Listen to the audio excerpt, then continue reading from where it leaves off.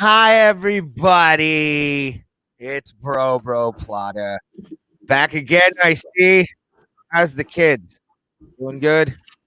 Hopefully, doing fine in your neck of the woods. Are you talking to me? No, I'm just talking to the person. They say in radio, which does not have anything to do with podcasting. You just say it's definitely not whatever we do. I don't know what Like we're you're doing talking yet. to them in their own home. And Okay. a lot of people are sad right now, especially in our neck of the woods, because the Cleveland Browns lost. That's true. I'm just checking up on our Cleveland listeners, making sure they're happy, they're okay, nothing's wrong. Let's look at my brown shirt on, Ray, because I'm ride or die. I don't know if you know about me. I do know that about you. Okay. So you want to talk about it? You want to try to talk shit right now? No, I'm not going to talk shit. It was a good game. I watched it. Great game. I watched it. From most Browns fans, including myself, it's just like, man, damn close. Should have had that one. Could have had that one. But we didn't. Great year, man. I mean, look, there was a 3-year stretch not very long ago where we won 4 games. So this is 12 wins is 3 years worth of wins for us, man. Yeah. You know, I mean, last year we had 6 wins, I believe, 6 or 7. I don't know. Either way, a lot more wins this year. It was great. Great year. We had a lot of fun. It was great having a good team for once. Mm-hmm. This is where you're going to test me, right? Because how many times on this show have I said I don't give shit to the refs, right? I mean, you know, or any sport, right? They're human beings. They try to do their best, and yeah, they miss stuff, but you know, I'm not going to blame things on the refs. So this is the ultimate test for me, right? We're talking about the Rashad Higgins, the fumble into the end zone, the touchback. Fumble Mark II. If you're a Cleveland Browns fan, it's definitely akin to. Man, that's a stretch, man. I mean, if there's a lot of people on my feed saying that. Dude, look, if it happened in the fourth quarter, like if they would have got the ball back 17-22 and that would have happened then yes, the touchback or whatever with the name of that play, right? Mm-hmm. But here's the thing: what happened before they made the call, I'm like, oh shit, touchback, and I put my head in my hands and I went, that noise. That was the right call as far as the rule goes. That is right. Yeah, that's the right call. It's a legitimate call. Yeah, it's a silly rule. The only thing, and I didn't realize it right away, is the guy got absolutely speared by Higgins got speared by Sorensen in a way that you're not allowed to tackle people like that anymore. It's also not in college football. It's a reviewable play, right? Because it would be called targeting, but it's not targeting in the NFL, but it is a penalty, and you're not allowed to do that. But you can't review it. You can't in NFL. You can't say, hey, he hit him. He led with his helmet, hit him helmet to helmet, straight helmet to helmet, and go look at it. You can't do that in NFL. So what really happened is when they looked at the fumble in the play to check it, that the referee saw it and probably said, oh, shit, we whiffed on that, but can't do anything about it. So it sucks because he was right there. That ref should have saw that, but he was paying more attention to the ball probably after it was fumbled. Yeah. It's a bummer. Is it why we lost the game? No. Would the game would have been different? Yes. But, you know, who knows? There would have been a different play called on that play where Patrick Mahomes got hurt. Yeah. Probably. You know, everything would have been different. So that's why I say what referees don't cost you the game, right? Cost yourself a game. But yes, with things would have been a different game from then on. Yes, of course. Right? It would just timeline would have skewed off, would have had a whole different game from then on. But we didn't. We had the one we had. And the Browns played tough and good for Kansas City's defense doing what they did last year, which is didn't seem great, but in the playoffs they did enough. The whole, you know, all the way through the Super Bowl. That's what they did last year. What they did against the Browns, and Chad Henne came up big. Chad Henne, who's fun fact, 68 years old, 68-year-old. Chad Henne. Actually, this week I looked up who the backup was. And I'm like, Chad Henne's still in the league? That was my reaction. And he is still in the league, and he did a good job. That fourth down play, that was a gutsy play. Little swing pass in 4th and 1. Didn't look like they were brilliant. Looked like they weren't going to snap the ball. Snapped it last second. Threw that little swing pass, got it. Great play. Beat us fair and square. But the Browns played great, and I think Browns are good. They're good as anybody. And they're going to be as good as anybody, hopefully, next year. But the ultimate Browns thing would be them coming out and having a clunker year. I mean, that would be the biggest heartbreaker. Because, you know, I mean, I love the coach we have. I think we have the answer at coach. They're going to extend Baker Mayfield. I love Baker Mayfield. Kareem Hunt and Chubb are still going to be there next couple of years for sure. Are all offensive lines coming back. Landry and Beckham are coming back. Unless we do something with Beckham. But contract-wise, he's coming back. But some things to do defensively. But yeah, man, we're so excited. More excited than I've been in a long time. I mean, I'm always excited for the Browns season. I watch every single game. But, you know, for once there's actually real expectations. There was expectation in 2019 the Freddie Kitchens year. But that was a bummer because we had a worse year than we did before. Yeah. But if that happens again, it's it would be bad luck, like injuries and whatnot. Because I really think we have pieces in place to be really good for a while yet. So we'll see next year. I'm very excited. Okay, end rant.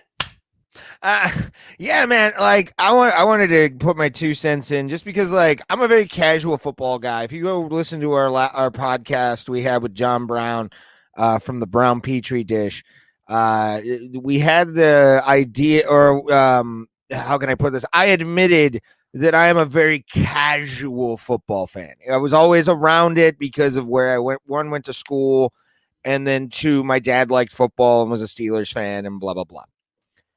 I will say this: that is one of the most impressive Browns games I've ever seen.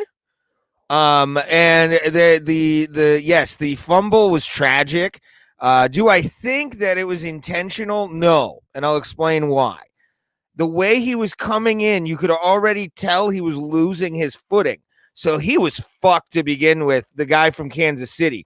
And he just threw his body in there. And I mean, if you played a full contact sport, you kind of just have to make a choice at that point, fall or try and get something out of it. And I mean, it was a nasty hit, a very weird hit, but at the same time, I didn't see it as a bad hit per se.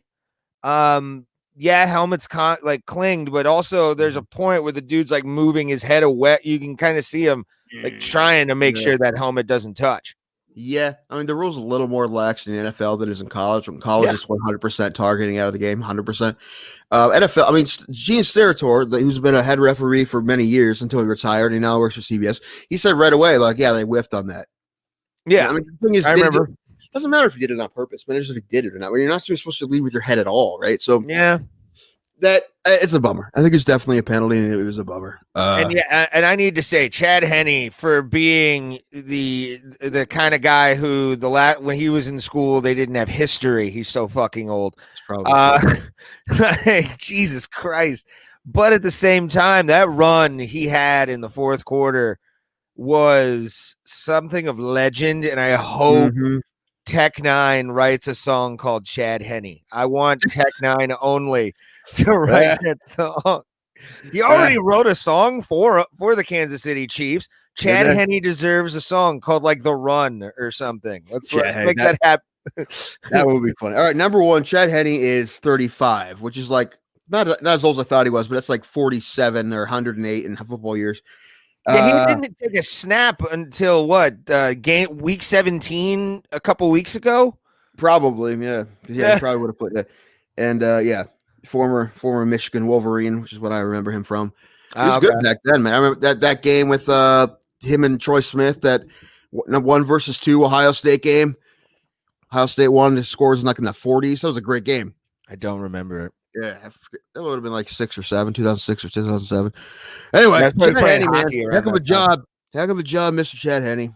You asshole. And then the ballsy play at the end. Like that point pass, yeah. That was insane. That whole game, because like I'm sitting next to my friend, and I don't know if you have this ever being around. Well, we all know you don't. Really? Of the 2 of us, I'm the one without friends? Okay. I mean, I've got one. I know that. I usually watch UFC with him, so. Okay. I thought you were going to talk about me. I was going to say, easy, buddy. Easy. We're acquaintances at best. Acquaintances at best. Coming to ABC this fall. The acquaintances. Yeah, sure. The acquaintances on TGIF. But no, man. Let's wait. Hold on. Let it simmer. You can hear it falling. Show bomb. Thank you. Show bomb. Show bomb. But no, yeah. It's kind of. I did shit on the Browns during the whole thing, being a Steelers fan. But again, that the third quarter and the fourth quarter, especially when Mahomes went down, it was kind of like, oh shit, they're really gonna pull this fucking game off. How I actually said this to my friend who is a woman, and only watches Browns games and was asking me football questions. Mm. And when you're a casual fan who's only knows the rules because of Madden video games, like, and I usually turn every rule off to have fun. I turn it into Blitz the League immediately. I'm like, yes, I can hit people after. Awesome. But like it's fun to have a woman have to ask like football questions because she's just like, I don't get downs. Why are there downs? And I'm just like, I think you may have it. But that's just me.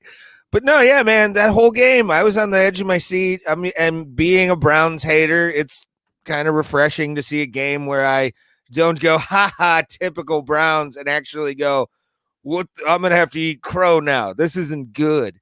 Like, no. So yeah, it was a good game. I liked it a lot, man. It was, man. I was with a group of people and decided that every time the Browns scored, we should do tequila shots. And tequila is something I usually don't drink very much of, so my stomach's been rumbling for 2 days. Yeah, I mean, luckily it wasn't like, scores in the 50s or else I'd be dead right now, Raymond. But, I think I had, I don't know how many I had. I think we had one extra one because I wanted to have one as it was getting close, right? I'm like, I don't think we should do one. We should wait till they score. And then we took them premature, and then they didn't get the ball back. And see, that's what happens. Yeah, I usually just drink beer like I am today. Mm-hmm. I was because I was at someone else's place. I was just drinking beer until they brought the shots out. Then I'm like, well, I'm not going to be rude, right? I'm always rude on that. You're always rude. Period. You're just a rude person. Kind of true. I try to own the room I'm in at all times. Today's nickname, Rude Boy Ray Hotclap. Oh, me gonna go down and be on ska band. Lord have mercy. Shuba. Man, do we have the worst podcast on earth? Please comment below if we have the worst. No, we haven't ended up on who are these podcasts yet. So, is that a thing? It is. If I ever did that, it would be the greatest day of my life because I just want to hear them eviscerate us. Just roast the shit out of them and be like, yeah, this is a bad podcast. But it would give me that thing of like, we've hit critical mass. Let's go from there, kind of thing. Maybe. That'd be if we were both super boring people. Which I think, honestly, that, of all of our faults, I don't think that's one of them. I don't think we're naturally boring people. No. I think that's, it's definitely not, knock on wood, that's not one of our things, but. That's a great podcast. I like listening to that one. If I ever ended up on it, my career in comedy that's a credit I would put on there. Yeah, I don't think podcast so, eviscerated. We can give it back. That's the thing. I think a lot of those podcasts, they probably can't give it back, right? There aren't people that can give it back. I don't know. Yeah, maybe should that be our podcast? Just talking shit about other podcasts. I told you about the local podcast here. I want to start a vendetta with, I want to start a rivalry with that podcast. Yeah, let's talk about that because you brought it up before the show, and I'm very interested. And I am on your side just based on the actual organization behind said podcast. Well, I really don't have anything bad to say about them currently. They only have like 4 episodes, and it's called. I think it's called This or We Are Tusk. It's people. They're interviewing like business owners and stuff, Tuscarawas County or whatever. It's just fine. That's fine. But the thing is, the only thing that makes me mad is they have church money behind them. So I see all these sponsored posts that we can't afford to do with our podcast, right? So I'm jealous of their church money, right? So I'm going to talk crap because of their church money. But I'm sure they're doing nice, good things. I'll listen to some of the episodes. And if they start doing something that's really worth making fun of, then I will, because you have church money and I'm jealous of it. But I'm gonna wait. I'm going to say they're doing nice things. They're doing good stuff right now. It's a tourism podcast. Until I hear something else. Maybe, maybe. Mm-hmm. I mean, we are in our own little bubble down here, My favorite radio station to listen to is 102.3. There's a WDMP, which has a radius of about 7 miles. But it's like WINT up here. Yeah. Yeah. It's only Dover and Philly. But it's my favorite one to listen to. They play like random pop music during the day. Sometimes they'll do 80s tunes. Sometimes they'll do 70s tunes. At night, they play rock music after 6. All different kinds of rock. Whoever programs that has a thing for collective soul, because I hear more collective soul songs, man. They put like deep cuts, like like number 12 Really? on the album Blender, whatever that was. Like that, those kind of collector soul songs. Wow. And I know some of them because I think I had a couple. I don't have Blender album. I know a couple collector soul albums. Anyway, my favorite station, all right, because they don't play that much garbage. I like it. Wait, they don't play any garbage? I do love Shirley. Why are they not playing her? You know what? They do play garbage, man. Yes! They do play garbage. Which one doesn't even play garbage? Rains. Yeah. That's garbage, right? Yeah. Like, there's no radio station up here that plays fucking garbage anymore, and it makes me sad. Like, that's one of my favorite bands of all time. I saw a video on YouTube just popped up for some reason. I didn't watch it, but it said whatever happened to garbage. They actually kept making music. Yeah, and touring and doing all that, but they kind of just dropped off after whatever album was Bleed Like Me. Like, that's when I dropped off with garbage, but like I've always had a thing for Shirley Manson. I only know the singles, like most people probably, but I know that I think the guy who produced Nevermind, the Nirvana album, was in Garbage. I believe that's true. Maybe it wasn't Nevermind, but he definitely. Well, no, I think it was.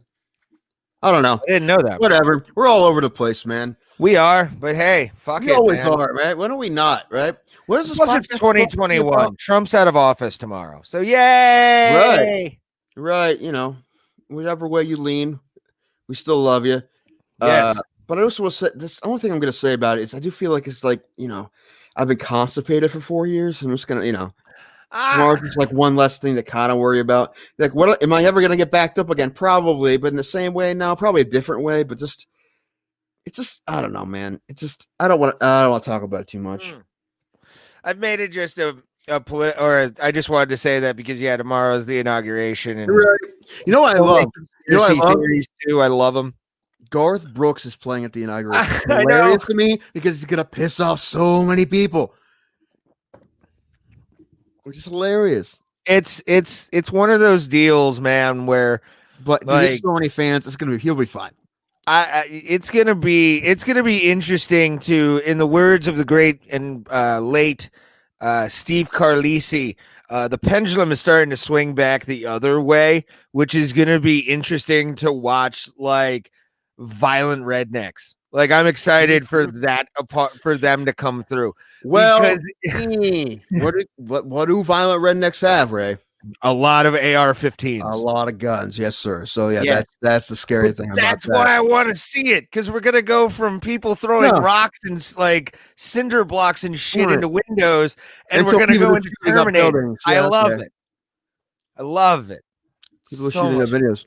I was talking to our buddy Andrew Law, the fighter Andrew Law, earlier, and powerful Andrew Law. He I don't know if you saw his Facebook status he put the other day about he's wondering how people can walk around not knowing how to fight. And I sent him a text. I'm like, dude, people don't need to know how to fight now because guns are a thing. And Ohio, I think last week they signed stand your ground into law. They did. Which now means he knows karate is a viable excuse to shoot someone. Yay. So hooray. So we don't need to know how to fight, dude. No. Yeah.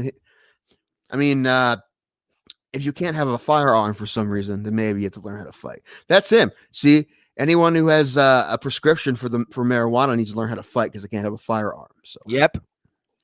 And it's the jiu-jitsu community in this town is going to flourish on just ground game alone. So that's going to be the fun part. As long as you're up close, you can grab the gun. Oh, and then always remember, though, in the words of your ground is, is further than arm's length, though. You know, this is you don't true. have to be even grabbing range. I am aware. I do remember the Cartman Stand Your Ground episode of South Park. That's right. The circle. You drew the circle. Yeah. Wouldn't that be the way for like evidence? All of a sudden, like, why would you draw a chalk mark around like yourself? He was standing his ground, Captain. Didn't you know? I don't understand how a man could draw a circle around himself and then say he's standing his ground. Well, sorry, I'm doing a Columbo impression. What the hell are you doing, man? Hard kill bomb. Man. People will like the Columbo reference, maybe. I don't know if anybody likes anything about this podcast. If you do, please tell us, because we need you to tell us. We need it bad. We really need it bad. We do. Also, send us comments. Yes, comment. We're talking questions. Get us off this whatever subject we're going to be on. Murder. Yes, we're on a lot of murder. Murder. It's a Quinn Martin production up in this bitch. That being said, our man, Master Ken, you see his latest video, the Scorpion video? I have not seen the Scorpion video, so but I've seen 200 hits in a minute. It's so good. I have to watch it then. So good. Columbo, no. All right, I understand that. That's fine. This is I understand. That makes sense, sure. Anyway, what was I saying? I forget. Something about I don't know, what was I saying? Titties, I don't know. I don't think I was. I would have remembered that. Oh, guns. Oh, whatever. I'm done. Yeah, the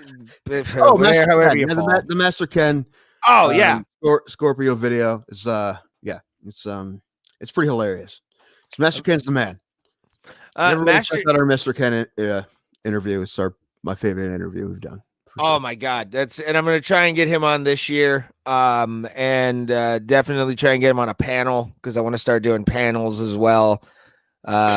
If we can get people together is the question. The thing is, I don't want to waste Master Ken on a panel, though. That's this is Master true. Ken on, I only want to talk to Master Ken. Yeah, it would be funny in its own right. I understand that, but if we have Master Ken on, we should just only use that time to talk to Master Ken.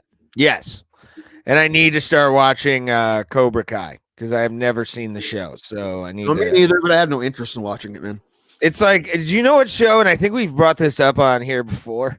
Was Kingdom? I don't want to watch Kingdom either. Yeah, I want to watch Kingdom just to get it over with and watch.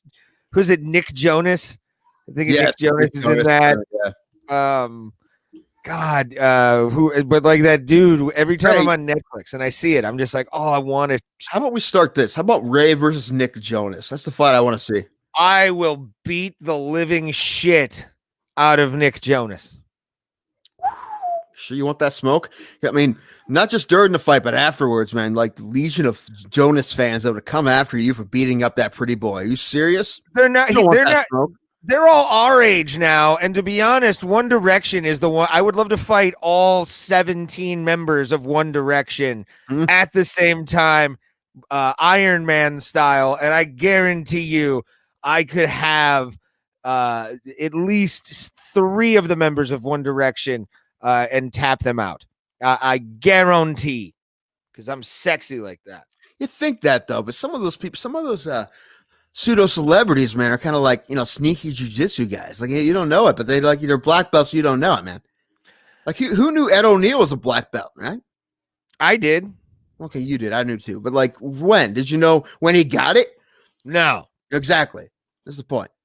And I was watching, speaking of Ed O'Neill, I was watching a thing on him with Rich Eisen.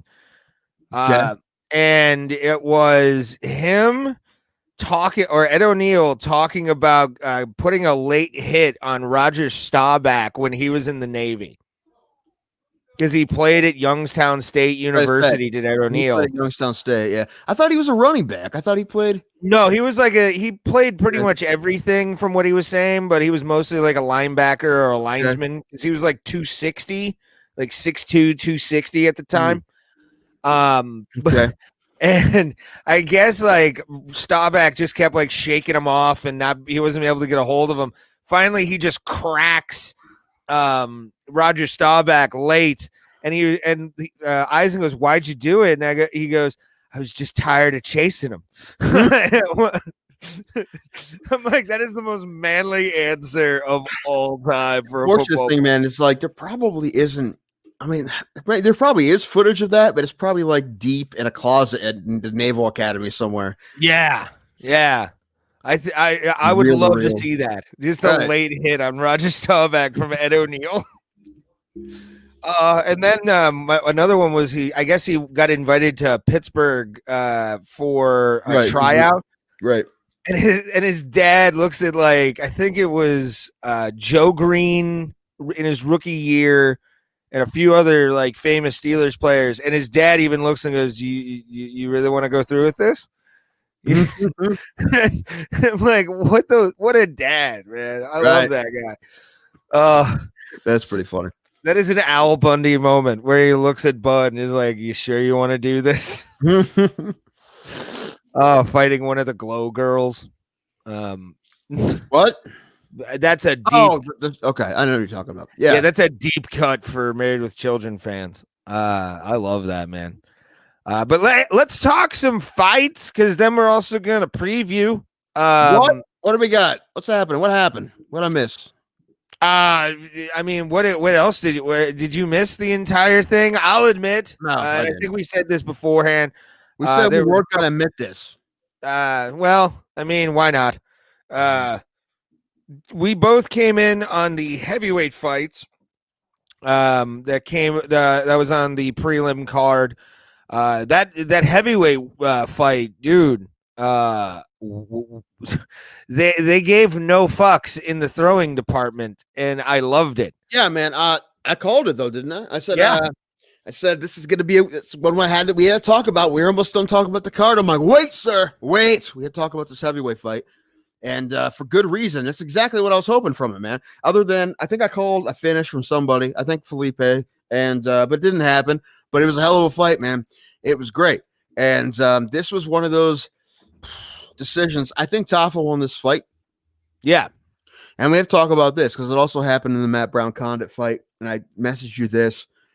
From those two fights, we realized that the judges, the three judges down in Abu Dhabi, did not give a single shit about cage control. Because Tafa had him on the cage a lot in that fight, and he was working too.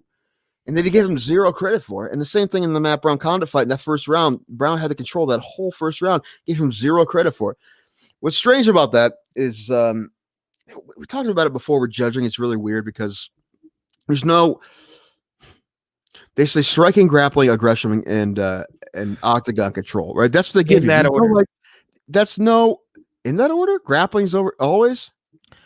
No, striking. It's striking, grappling, and octagon control. Well, you got to hit people. But okay, but that's the only thing they give you. Right? They don't give you any other explanation or any other really guidelines. Even the judges. That's why it's hard to be a judge. They don't really give you much more than that. Yeah.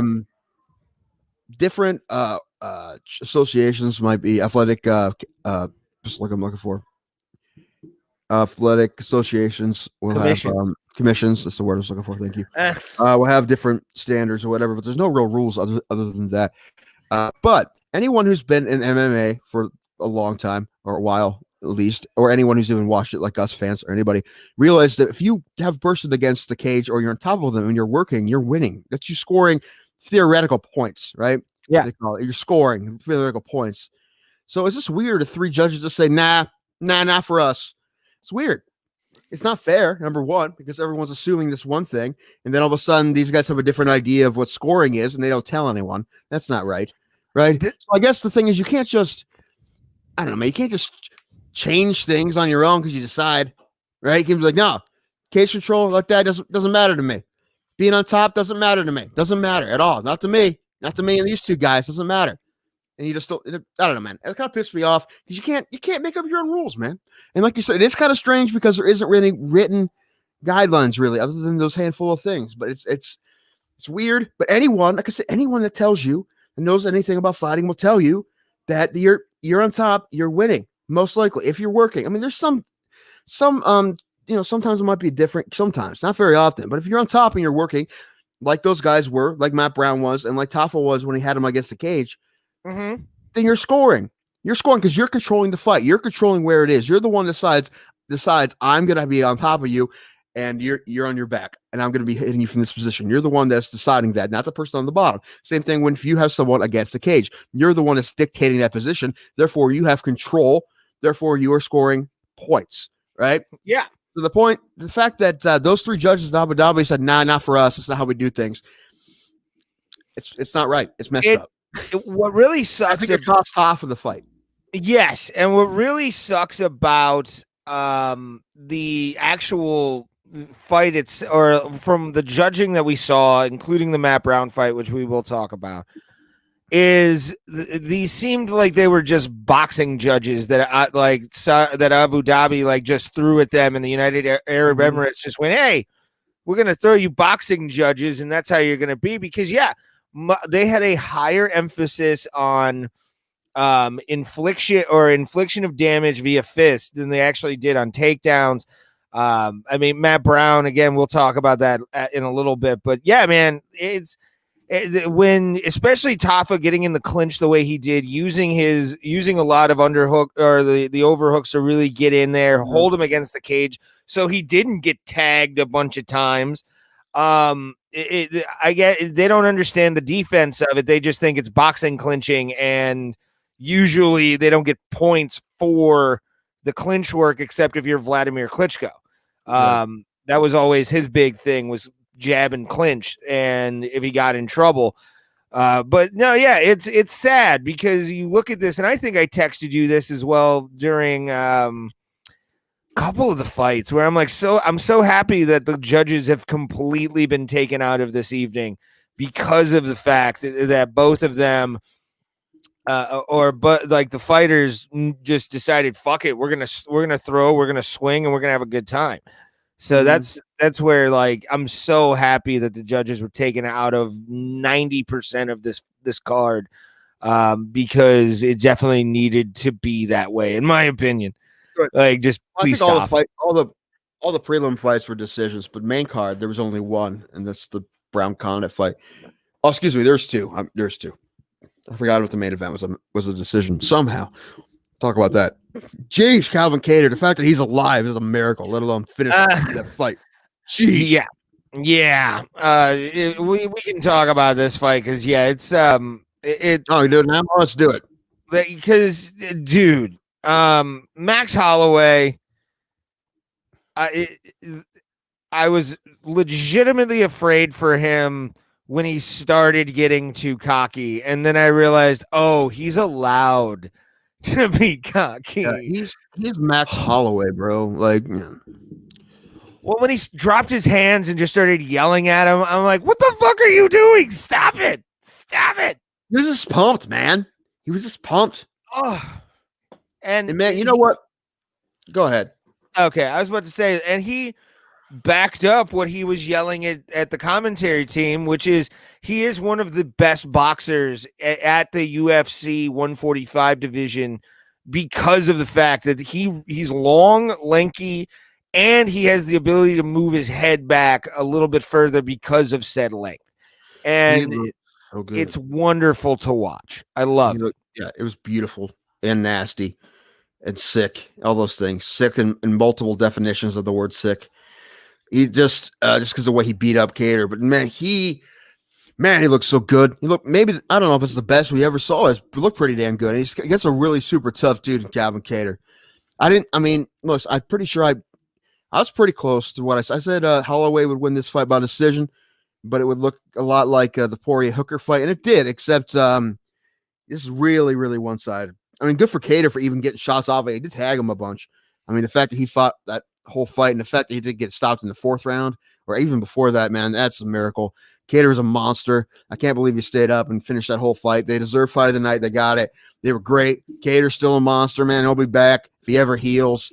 I mean, the fact that he could give an interview after that fight, I think was a miracle. I mean, I couldn't believe he was speaking English. I think they said it was over 700 significant strikes. 700 punches to the face and kicks. Whatnot, right? It was 744. That's so many. 60% of 744, which was 44 or 44.5, for 445 significant strikes landed by Max Holloway. Oh my God, dude! I imagine. It's hard to count that high, let alone get hit with that many by a guy like Max Holloway, man. Because it's not like he's pulling punches or anything, man. Jeez. And what's lovely about this is, he's 29 years old, and you can almost see him going into his prime right now. And I mean, this is a guy who's already been a champion for a while, yeah. And that's what I'm talking about. Already the best featherweight they've ever had, it's nuts, right? It's what happens when you gets into UFC at 20. And they were saying like that. They were calling some other guys like the young guy compared to Holloway. Holloway would be like, "Oh, I'm actually younger than this dude. I've just been here forever and fought everybody." Yeah, he's a monster. He's still going to be around for a while yet, and he looks so good. But dude, you know what? And everyone's different. But I don't think I've said this before. There's something for people who don't spar hard in training because look how good he looked. He looked so fresh. He looked like he could go for another 5 rounds easy. Yeah. Right. The one thing about training for MMA is that it's a lot of the training, if you choose to do it this way, is fighting. Yeah, it's sparring, it's a little bit less, but dude, it's still, I mean, you're talking about tough dudes, it's tough, it's hard, it hurts you. If you don't do hard sparring, you're gonna have less injuries, most likely, right? You're not gonna get hit as much, you're not gonna get beat up as much. The con of that would be you don't get, I don't know, it's practice, but you're also talking about somebody like Max Holloway, who's had the biggest fights and giant fights, giant cards, and giant stadiums with tons of people. He's had all this. He knows this already. He's well aware of what a fight is. He's well aware of what a big fight is and what happens. Like he's well aware of that. So really, for him, it definitely made a lot of sense. And I don't think he's ever going to do it again. Look how fresh he looked. Everybody might be a little bit different. There might be some people that would hurt. I'm not doing that, but I don't know. I mean, like I said, my one fight I ever had, I on purpose didn't want to do any hard sparring because number one, I didn't want to really know what it was like to get hit really hard until I got in there. And that was probably the best way for me to do it because then it was adrenaline and whatnot and me like, here we go, right? I feel like if I would have taken a lot of big shots before that fight, I would have been more nervous than I was to get hit. Yeah. So I'm glad I didn't, but that's just me, one amateur fight that I lost. But obviously for Holloway, because like I said, he has experience fighting. It's not like he needs to know what it's like, right? So it works out for him. And I really hope it's the trend because that means more guys are going to be able to fight more, right? They have less risk of injury. And if they're going to look as fresh as Holloway, man, I guess I don't know if everyone's going to be like that, but maybe some people get used to it, right? Yeah. And there's all other things you can do for, you can run pads, you can do whatever. There's all kinds of simulations and whatnot.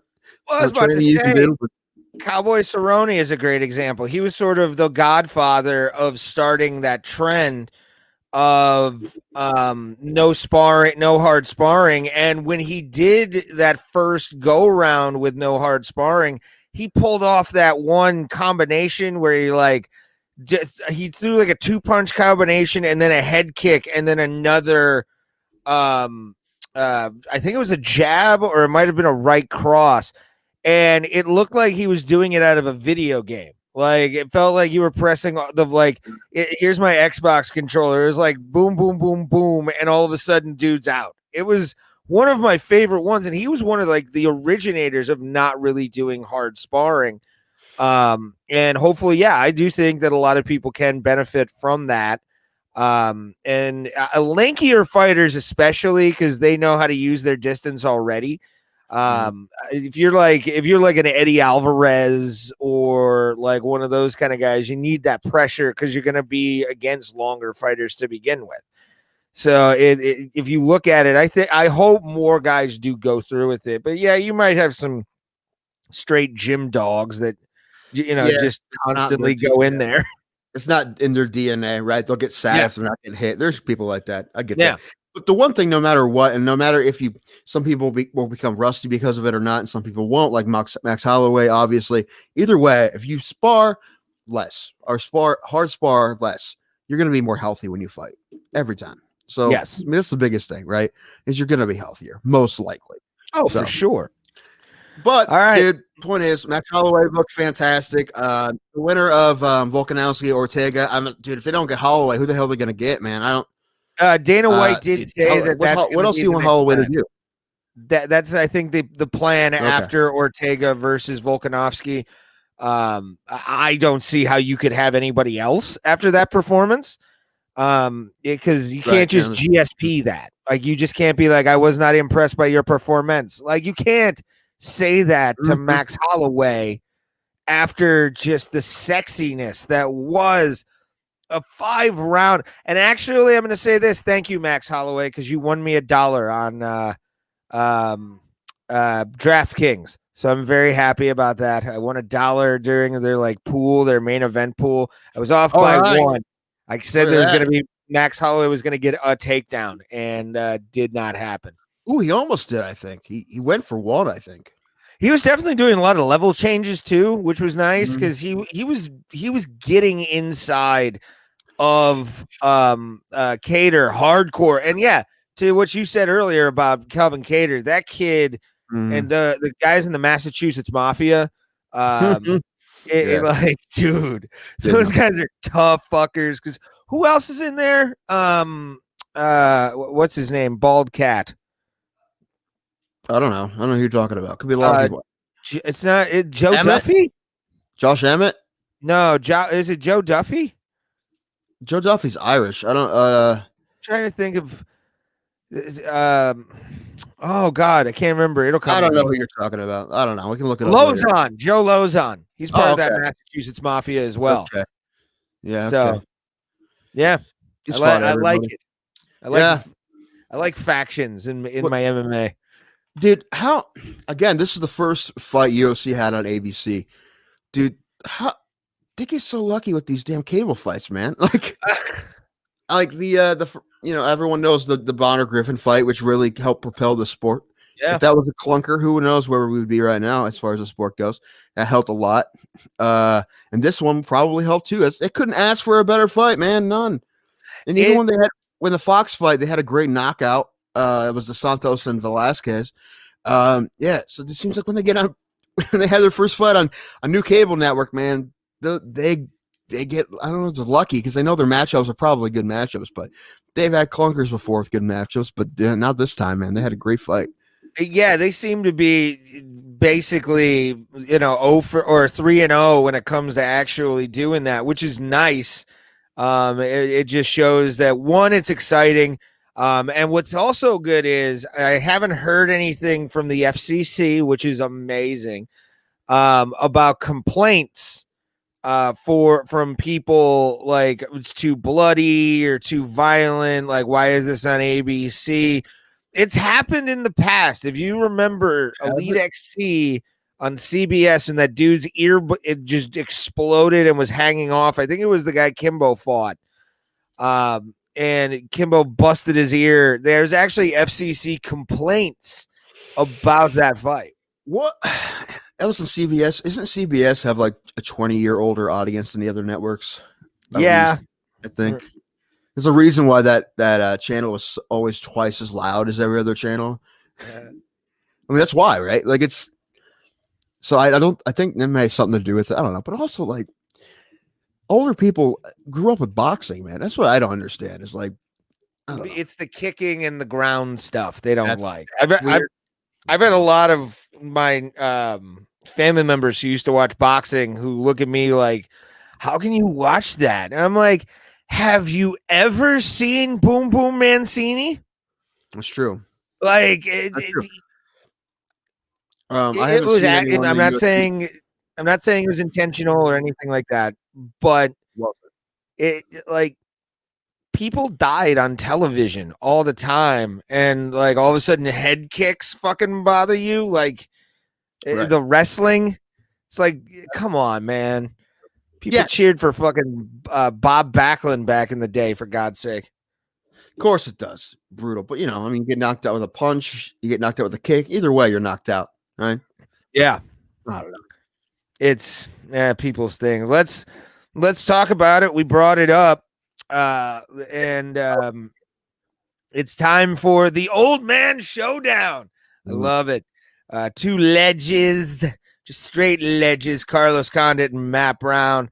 Carlos Condit winning by decision. It was a controversial decision. I had it 29-28 Condit at the end of the fight. Me too. And when they pulled out that 30-27, I was like, what? Yeah. And exactly what we were talking about before. They gave him zero credit at all. I mean, yeah, I think Condit ended up on top for like 3 seconds at the end. But like, dude, really? What were you looking at? You watch it again. I'm like, no, man, there's no possible way you can say he won that round. There's no way. It's ridiculous. Whatever, man. Whatever. I still think he definitely won the second round, and the third round was close, but I think he still won it. Yeah, I think that fight was in the States. Matt Brown may have won that fight on someone's card. Who knows? But it could have gone even to a draw. It was pretty close either way. So but I think they got the right winner, which is good. so it doesn't really matter. But it was strange. It was a Yeah, good fight, man. it was awesome. Matt Brown looked like a complete and utter savage. And he was willing to go in there, man. Like he's what, 40? He turned 40. Mm-hmm. And he still looks like he can go a little bit. And to be honest with you, I'd like to see him in one more fight in the States rather than somewhere else where at least the judges will know what the fuck they're talking about. But it's again human error. But Matt Brown got robbed of a closer decision, even though he lost. Mm-hmm. I still think he did enough for that first round. Right. In the long run, it's not going to matter. And if the UFC wants to give him another fight or not, that's not going to matter whether or not he would have got that round because they watched the fight. It would be nice to see him do another one. I mean, Condit, the way he's talking, because he's won his last two now, and he's 36, not like he's 46. He's probably going to have another one. That'd be fun. But what's really cool about these guys is they've both been around for so long. They both have 40-some fights. You see just how damn good they are at everything because they've been doing it forever and how many fights they've had. I mean, Brown's strategy was to take Condit down, but the Condit's like, dude, I know how to do this shit too, right? And he was able to, they had great scrambles for guys who aren't known to be jiu-jitsu guys, but these are guys that fought forever, so they know how to do this shit, right? They had great scrambles and great on the feet. That's the thing. That's just a really great thing about seeing guys that have been training that long and are still in decent enough shape to fight well. They know how to do everything, and they did in that fight, which is really great. Now, some people, if they were watching it on ABC for the first time, they had some new viewers. They may not have thought that fight was like as exciting as the main event. Well, I mean, the main event was more exciting, but we didn't think it was as exciting as maybe you and I did or other fans of the sport because we knew what was going on, right? Sometimes I watch fights with my buddies who don't really know. They wonder what they're doing on the ground. I'm like, this is awesome, especially that fight. There's great exchanges. There's great scrambles. And also, those guys that they just know so damn much, and they're just, they're doing so great. And what Condit was saying, he said, I've been wrestling since I was 9. I've always been wrestling, and he does it in the gym constantly against, St. Pierre was down there for a long time, right? Yeah. And he fought St. Pierre, but you don't think of him as that guy, but he's been training it constantly with monster. John Jones is in his gym, like all those monsters, right? So of course he knows how to do it. Matt Brown the same way. I think Matt Brown's strategy was a little. I understand the strategy going in, but I think he should have switched. I think maybe if he would have just tried to brawl a bit more instead of just trying to get him down the whole time. Also, Matt Brown's cardio kind of failed him a bit, which is a bummer. And you mentioned the brawling aspect. Some of those elbows that Matt was throwing, which to me should be a calling card of his. It is. He has some of the nastiest elbows. He really does. Just out of fucking angles that you don't even see. He caught Condit with a few of them. I think it was round 2. It wasn't like a complete and utter thing, but where they were coming from and how fast they were going, it was kind of like, holy shit, Matt Brown can still fucking throw them hips around. I love it, man.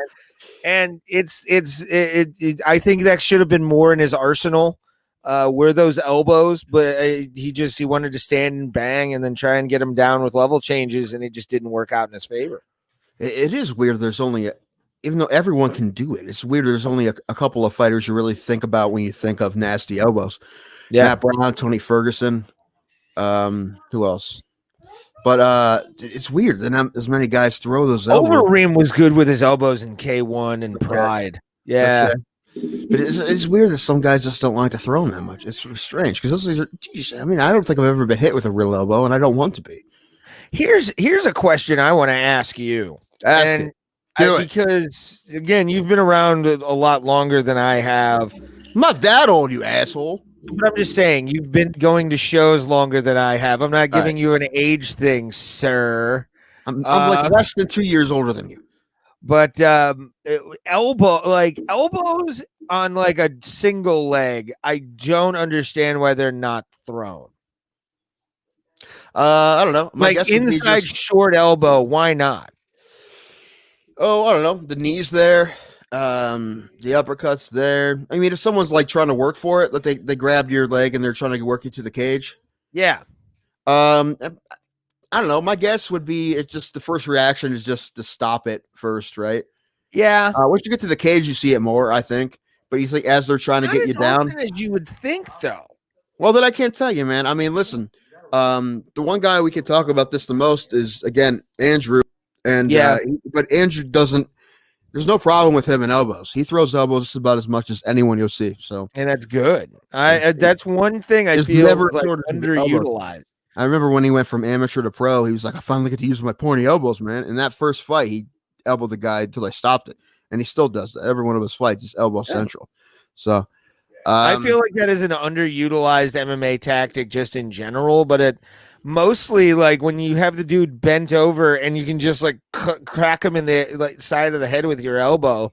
I think that would be fuck the takedown. Just try and get him off you.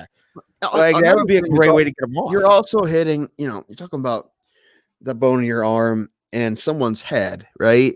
Mm-hmm. So I'm sure, I haven't thrown a hard elbow in someone's head. I'm sure it isn't the most pleasant thing to throw. Oh, fuck no. So I'm sure that's another thing too. Not everyone probably has really the bones for it. No, this is true. All of a sudden you're carrying a bag of sand in your arm and you're like, what the hell just happened? Right. I'm sure that's a lot of it too. Some people just don't like throwing them because they don't think maybe they don't have the elbows that inflict enough damage and it just hurts them too much. It's not really worth it. I'm assuming that's what it is. I don't know why else it wouldn't. Because you could win fights just by cutting somebody open. So I don't know. I guess I don't know. You have to ask some people. I don't know. We'll ask the next person we have on. This is very true. I'm gonna say in our next fight, Senor Ponzinibbio is asking where his brain is. After Li Jinglong decided to just destroy it. Dude, this was one of those nasty. I call it shotgun jaw. Have you ever I don't know if you've ever watched those kind of videos on Live Leak where somebody decides to meet the gods on their own terms. And you see it go back. Oh my God, his jaw, Ponzinibbio's jaw was in whatever sea Yaz Island. Hold on. Ray, are you watching suicide porn? You monster! I mean, sometimes you get on Live Leak and want to see some stuff, or you just go watch our Dwyer. Every day. I that's why I say we're not friends, we're acquaintances. Because every day you give me something that makes me like, I don't know about this guy. Hey, I mean, it's history. It's recorded history. And you kind of have to. The last thing I want to watch from Cheech. Anyway, sometimes a beheading video can be fun. You are possibly one of the worst people that ever lived on this planet. Who's not an actual convicted criminal of some sort, but doesn't actually kill people. My parents hit me, so that's why I learned right from wrong. Are you sure you knew right from wrong? I do. Okay. All right. Well, the point is here that that Lee had that great hook, all right, against Ponzinibbio, knocked him out. Ponzinibbio is a monster. I think if this fight happened a few years ago, Ponzinibbio would have killed Lee. However, and Ponzinibbio hopefully will be back, but this is a guy who's been out a long, long time for 2 years, right? Yeah, 2 years. And that's a long time, right? He had weird injuries, right? He had an infection, which is always a freaky one, right? It happens kind of by accident, and then it takes you a minute to figure it out. Then you have all this weird rehab with it. He had an infection in his knee or something, and then so it's a bummer, right? And he's a guy who was who's crushing people for a while there. But Lee, he's a guy. He's won some fights too. He lost to Neil Magny, but Neil Magny's a tough dude. Besides that, he had a few wins in a row. But good for him. I think he took this fight on short notice too. And man, he had that great punch, that great left, knocked out Ponzinibbio, and that's a great win, man. Even Ponzinibbio being out a while, it's a great win for him. Yeah, but I think Ponzinibbio will be back too. Listen, because he lost and because he got knocked out, it's really, really easy to say things like they did on the broadcast, like, "Well, he's been out a long time. Maybe he was pressing. Maybe ring rust." Well, dude, don't take anything away from Lee. Lee knocked out a really tough dude. And just violently. That was the one thing that was impressive was the accuracy. As soon as his two knuckles went off of his chin, you just saw it just flap in the wind, that jaw. And it was like, oh my God, he's dead. Because he hit his head too. Yeah. I believe that was my favorite referee, Mr. Alcohol and Cigarettes that was refereeing that occasion, which No nonsense, Keith Peterson. you gotta love to use some alcohol and cigarettes every once in a while. It's like a good coffee and cigarette. It just goes together. I don't know why. You just drink yourself to death. Anyone paying attention doesn't know what we're talking about. Keith Peterson. Yes. After the fight, the Dominic Cruz Henry Cejudo fight, that Keith Peterson was refereeing. He stopped the fight, and Dominic Cruz was angry about the stoppage and said that before the fight he smelled alcohol and cigarettes on him, and saying he was unfit to referee. Although Keith Peterson is one of the most well-respected referees in the world, right? They wouldn't bring him to Abu Dhabi if he wasn't, right? So. And I love the fact that he just didn't give a shit and was like, yeah, whatever I do on like my time is none of your goddamn business. Like, right. And there are stories about Keith Peterson. Like there are stories. But that being said, he's a good ref and I like him a lot. Also, I always said if there was a battle royale of referees, Keith Peterson would beat them all. He'd be the last one standing. He's one of my favorite referees just because of his look. Yes. He looks like the kind of guy who has been training or sleeps in the gym to train the next day. And he's just a psych. He has that dead stare that a good jiu-jitsu and like boxer would have. Well, I've met like 30 Keith Peterson types in my life, usually at dive bars, out in the smoking patio. That's usually where I meet them. I think I was 20 feet. I want to say from Keith Peterson at UFC 210. Did you smell alcohol and cigarettes? I did not smell anything on him because he was too far to sniff. I did meet Big John McCarthy, but that was fun. What did he smell like? High karate, to be honest. It was a lovely smell. Like he smelled like a 6'7" man should. Like a man, like a real man who like gets in and says, fuck it, I'm going to pull another man or woman off of a beaten corpse. I love it. Smells like chopped wood. Dude, he was also one of the nicest guys I've ever like met. Gentle for being as huge and going through the LA riots like he did. Because there's video. Well, that's right. Yeah, he was Big a cop. John. Yeah.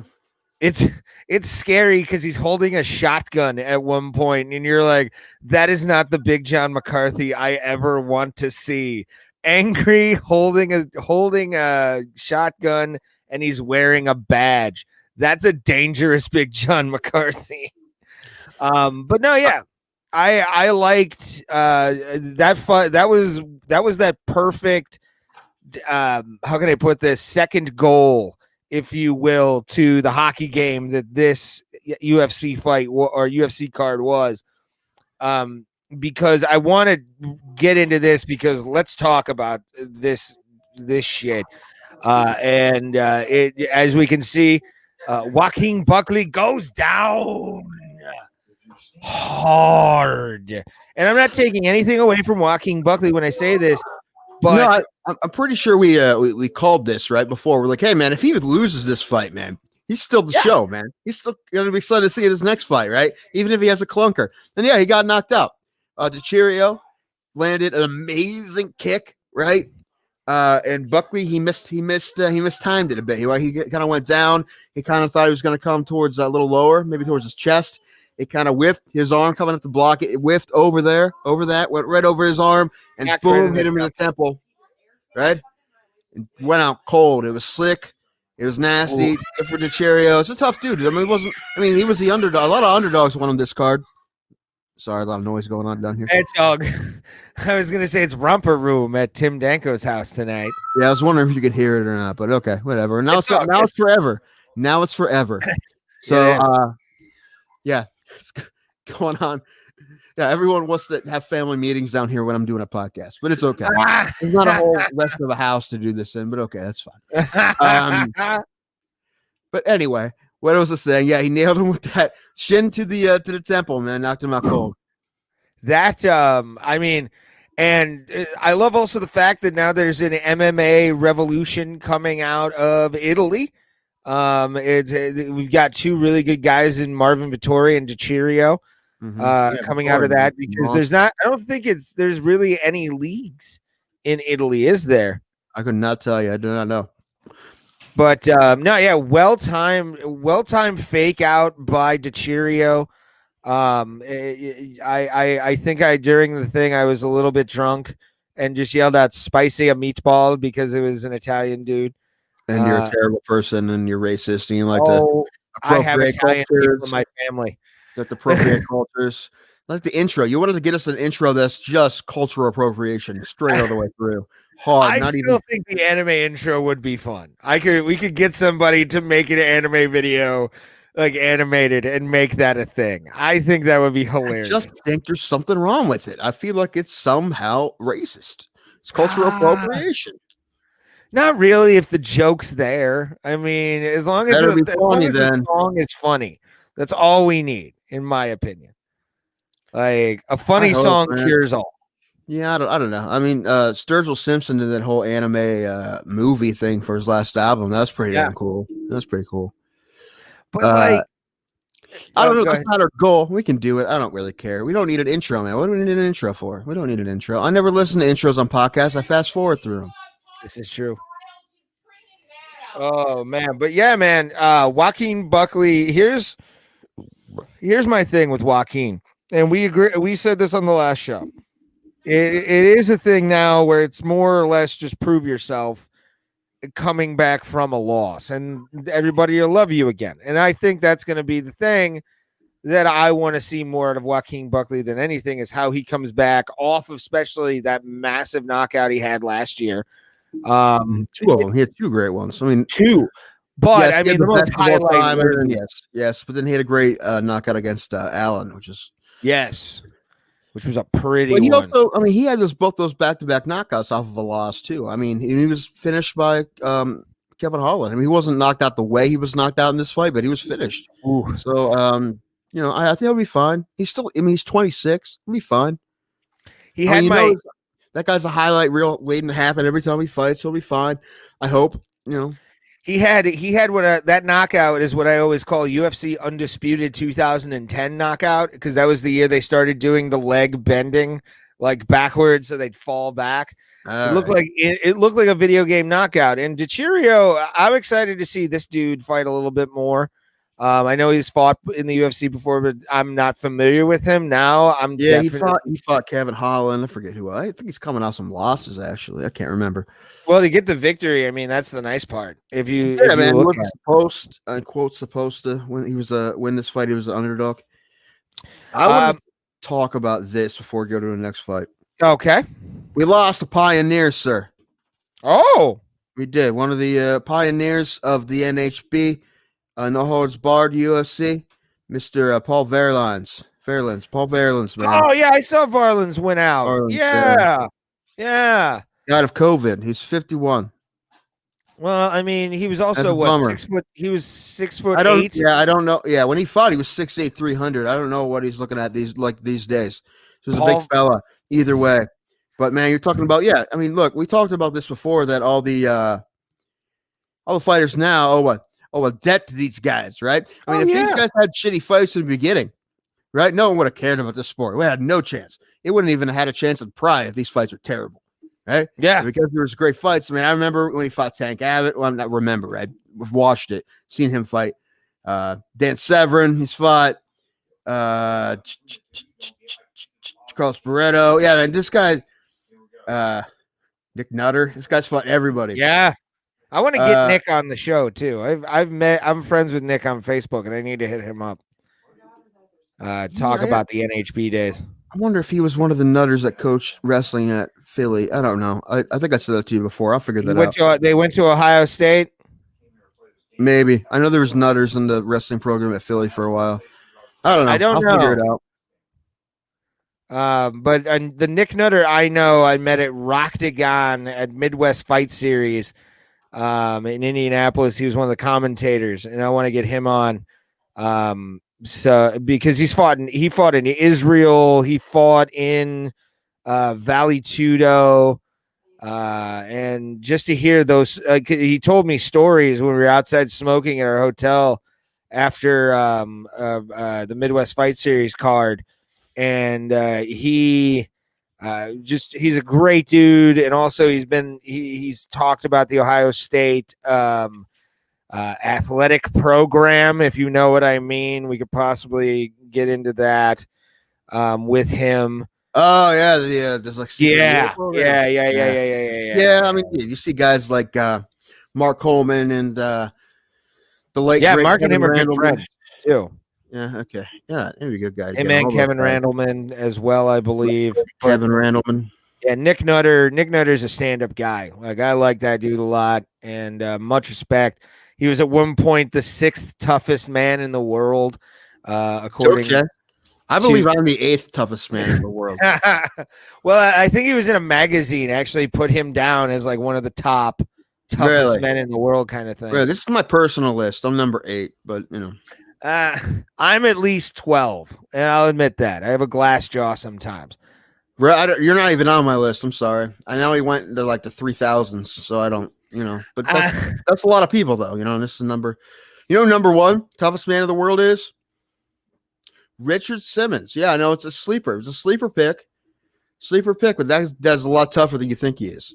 I mean, he definitely was able to. I think about all the heavy set women on the set of Sweating to the Oldies, right, and you don't see what's all going on behind the scenes there, right? Sometimes maybe someone falls on his foot and breaks it. It's definitely there. That's true. I mean, man, I've heard they've burned all those blooper tapes, all the poor things that man had to go through with some, let's say, vertigo-ish big ladies, you know, that fell up. And that's why he is the, he is the number 1 because he's takes some shit, all kinds of shit. And also his personal life, you just hear the stories, right? We don't know for sure, but that guy has gone through some stuff, right?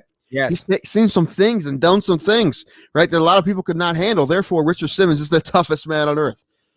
Him and Carrot Top. Because Carrot Top was a joke for a long time. I wish I could have came up with a better name right there. I don't know. Is that bad on the fly? On the fly, could have, trying to make a good joke out of that. First one I thought of, not too bad. I think we did okay with it. What? I'm gonna pull a you right now. All right. And go to the bathroom. Would you entertain the masses of human beings and talk about how I suck? Well, they already know how you suck. So it's okay. Yeah. But I'm taking a bathroom break for people that are joining us, and Tim's going to entertain you, talk about how he's going to replace me. See you in a little bit, guys. I've been trying to replace him for a long time. The thing is, I don't think I can get anybody else, man. So anyone who's interested in replacing Ray, let me know. Okay, so I don't know. Did we hear? I have to ask Ray. Did we hear all the background noise that was happening down here? My entire family was down in this basement, all yelling at each other at once while I'm doing this podcast. That's fun. I have to listen to it later to see how much of it we got on the recording. I really hope we got a lot of it. I really hope we got a lot of this fight so they can play it back later, and then they can hopefully ask me to take it down, and we're not going to do. It's going to be a lot of fun. My brother's right here. Eric, what are you guys fighting about? He won't tell me. He won't tell me what they're fighting about. There's like 4 members of my family here yelling at each other. Hey, my cousin Mike's talking. What will you do? He says, I'll do it. What are you doing, Mike? What's he going to do? Oh, replace Ray. Yeah, you can replace Ray. I'll take you. I'll take you right now. You get a preferential treatment because you're family and you're funny. And Ray sucks. As you can tell, he's terrible. He's leaving me right now to take a piss. I mean, I do it every episode too, but right now. But what else have we got? What are you drinking? No, this is what usually happens. Like I do this in my mother's basement because I'm a gangster, right? This is what the gangsters do. They hang out in their mother's basements and do podcasts. But very often my brother's down here. He plays his video games here because his internet at his house sucks. So he comes down here and plays his video games. But now his whole family is over here. And for whatever reason, they came down and had like a huge family dispute in the middle of my podcast. It's pretty hilarious to me. Like I said, I really hope a lot of it got on tape or whatever you call this now on the internet stream because that'd be hilarious. And there's some kids crying, and there's a cat attacking a dog at one point, I think, too. There's a whole other house that could have done all of this in. I don't really know how they had to do it right now when I'm streaming live on the internet. But I don't really know how much the microphone caught. So we'll see. What else are we going to talk about? We have more fights to talk about, and there's fights tomorrow, man. We got like a nooner tomorrow. The UFC has another card in Abu Dhabi. It's like noon Eastern time. That's Mike Chiesa and Neil Magny. We'll talk about that. And then Saturday, Conor McGregor, Dustin Poirier. We're going to talk about that Friday, I think. But Chiesa and Magny tomorrow. And also, I think on this episode, before we're done, we're going to take our guesses on who's going to be the champion in each division at the end of the year. By the time December comes around, when they start doing cards Christmas time, we're going to guess who's going to hold all the belts at the end of 2021. And I'm going to be right, and Ray's going to be all wrong. So that's it. Hi, Ray. How are you? I'm kind of pissed, but whatever. Pissed about what? What happened now? Oh, we talked about it beforehand. I bought some stuff for soaps and from this one company I use called the Armbar Soap Company. Really good place. And it's by the way, your brother's saying he will fill in for me. No, this is my cousin. Oh, your cousin? Okay. My brother's name's Eric. Okay. Yeah, I probably do a great job. Mike's great, man. It's hilarious. So yeah, I probably do a great job. Yeah. But that said the package would come at set by 7:00. It is not here. Are you one of those douchebags that will buy anything with like a fight name? Oh, it's armbar. That means if I use armbar soap, that means I'm tough. Yeah. Believe it or not, no. How many tap out tattoos do you have, you douchebag? I have an Extreme Couture shirt around here somewhere. Oh, of course you do. It's red with like a crown. It's totally white trash. It's so good. You need to get like those affliction bedazzled jewels like down your chest. Yes, it actually is like I think there's gold inline too. Of course there is. Because just to make Randy Couture even more classy than he already did. But no, I to be honest with you, and this is not a sponsor. I wish they were a sponsor because I really do believe in them. Walter's Anal Bleach Suppositories. They're good for your beehole, even in the ground. We haven't been giving enough love to Walter's Anal Bleach Suppositories lately. They haven't sent a check in a while. Well, they're not sending you checks. That was the deal. You don't get any of the money. That was the deal. Well, then it's not allowed to be on our show. Cash on. They know what you spend your cash on. Everybody knows what you spend your cash on. That's why the government gave you a prepaid debit card instead of giving you cash for your stimulus. Because they know what you do with your cash, man. You fucking monster. Yeah. It's too many too many OnlyFans and Pornhub Premium. It's I constantly I pay for the year. Yeah, but you can do that with a prepaid debit card, man. So I think you missed the joke there. I think it's like you use, as strippers and drugs, man. The drugs, yes. Strippers, no. No? It's you stiff your strippers. I don't. I just don't go to strip clubs either. You monster. Yeah.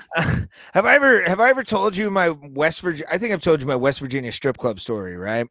I don't know. Are you gonna tell me again? Probably. You probably have. It's actually a fun story. So I'm doing professional wrestling ring announcing. Of course you are. What else are you doing? Sheesh. You see what we have to deal with? Shout out to Chris Clem. This guy. All right. I think 5 minutes of ever listening to this podcast, you can totally get the complete personality of Ray Hyclack. Just for one of your stories. Right.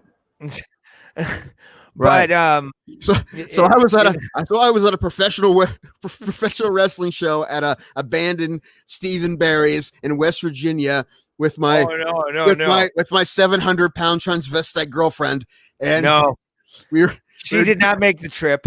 We were doing stuff on cocaine in the bathroom, and what else? Drinking Rite Aid brand vodka and Mountain Lightning. Hey, that was $1 and it helped the local school. Okay. I wasn't yeah. Is that West Virginia school fundraisers? Is the science class makes vodka to sell at the football games? But you weren't wearing shoes, right? And you had that really gross toenail that you won't cut for some weird reason. Dude, this thing, it's unfortunate I've seen it, but it's like 8 inches above his toe, man. It's just brown and weird colors. It chipped off recently. Did it? Yeah. That seems like you. You wouldn't cut. You just wait for it to fall off on its own. You monster. I need to cut a little bit more. It's like stabby length. Like it's like a James Bond secret blade. Like I tap my heel and it comes out, so I can like shiv somebody in the shin. Is that how you get out of houses when you've had like really weird one night stands? Yes. Right? You wake up, you're like, where am I? How do I get out of here? Right? And people are asking too many questions, so you take out the sock. Where'd my phone go? I dropped my phone. God damn it, Danko! Oh no! What the hell? So anyway, I was in you act like this was in a building. This was in a building, sir. No, I actually ring announced on a stage in a small parking lot next to a bank. That was the wrestling arena for the day. Was a parking lot, just an abandoned lot in West Virginia, and it drew. It drew. Like there was at least 200 people around the ring. It actually looked like a big time wrestling show.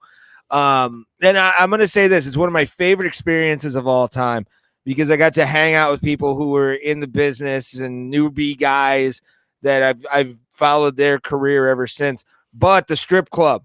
So I'm driving back to my hotel room, and I stop off to get like a 6-pack of like just beer to go and drink and kind of get ready to start the day the next morning because I got a 7-hour drive. And all of a sudden I see the wrestlers and they're like, "Hey man, do you want to go with us to a strip club?" And I had just started dating the cousin of a local strip club of yours around this time, so it was kind of weird to get asked that question. And all of a sudden, oh, by the way, we had to change in a Masonic temple. That was one thing that led out into the parking lot. And we had to cross the street to get to the parking lot. Like there was a 2-lane, one lane or one way each way road that we had to cross to get over to the ringside area and all that kind of stuff. But anyway, getting to the strip club. So I get invited, I go, and we're driving like 45 minutes, completely the opposite direction of my hotel. I call my girlfriend at the time and was like, "Hey, I'm going to a strip club with a bunch of wrestlers. Is that cool?" And she goes, "You do remember that my cousin owns a strip club, right?" So she was pissed you were going to someone else's.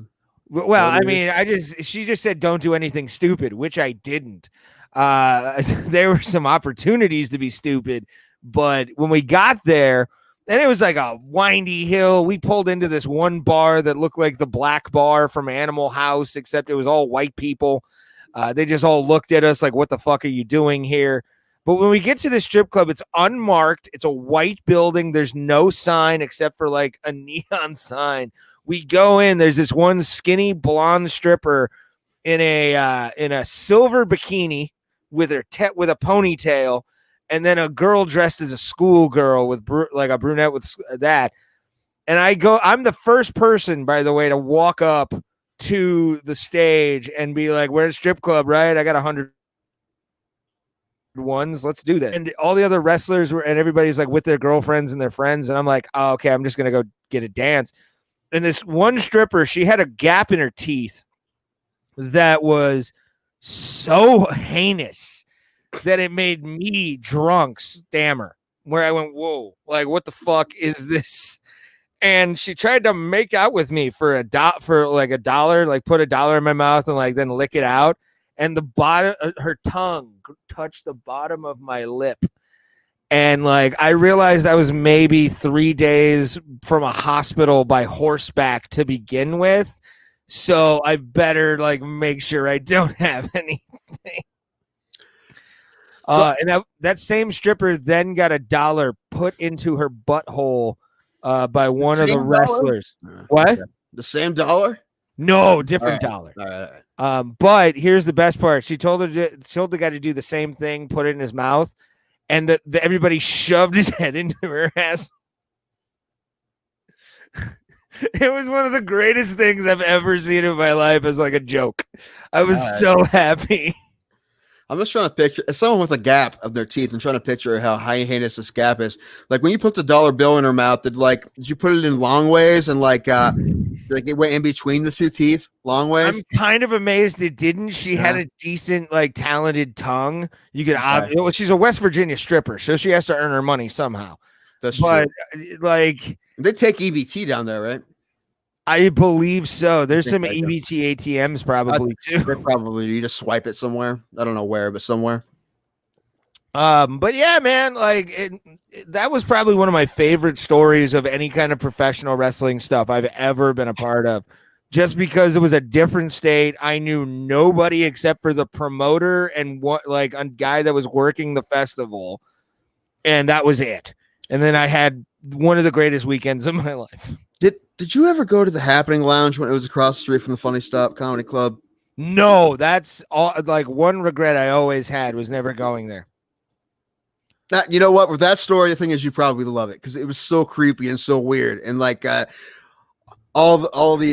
geez, only the weirdest comics wanted to go. Well, Joe Howard, I love Joe Howard, but he's always the one that wanted to drag all the comics there. And you see like a woman, a mom in jeans, in mom jeans, ask if you want a lap dance. It's like, ugh.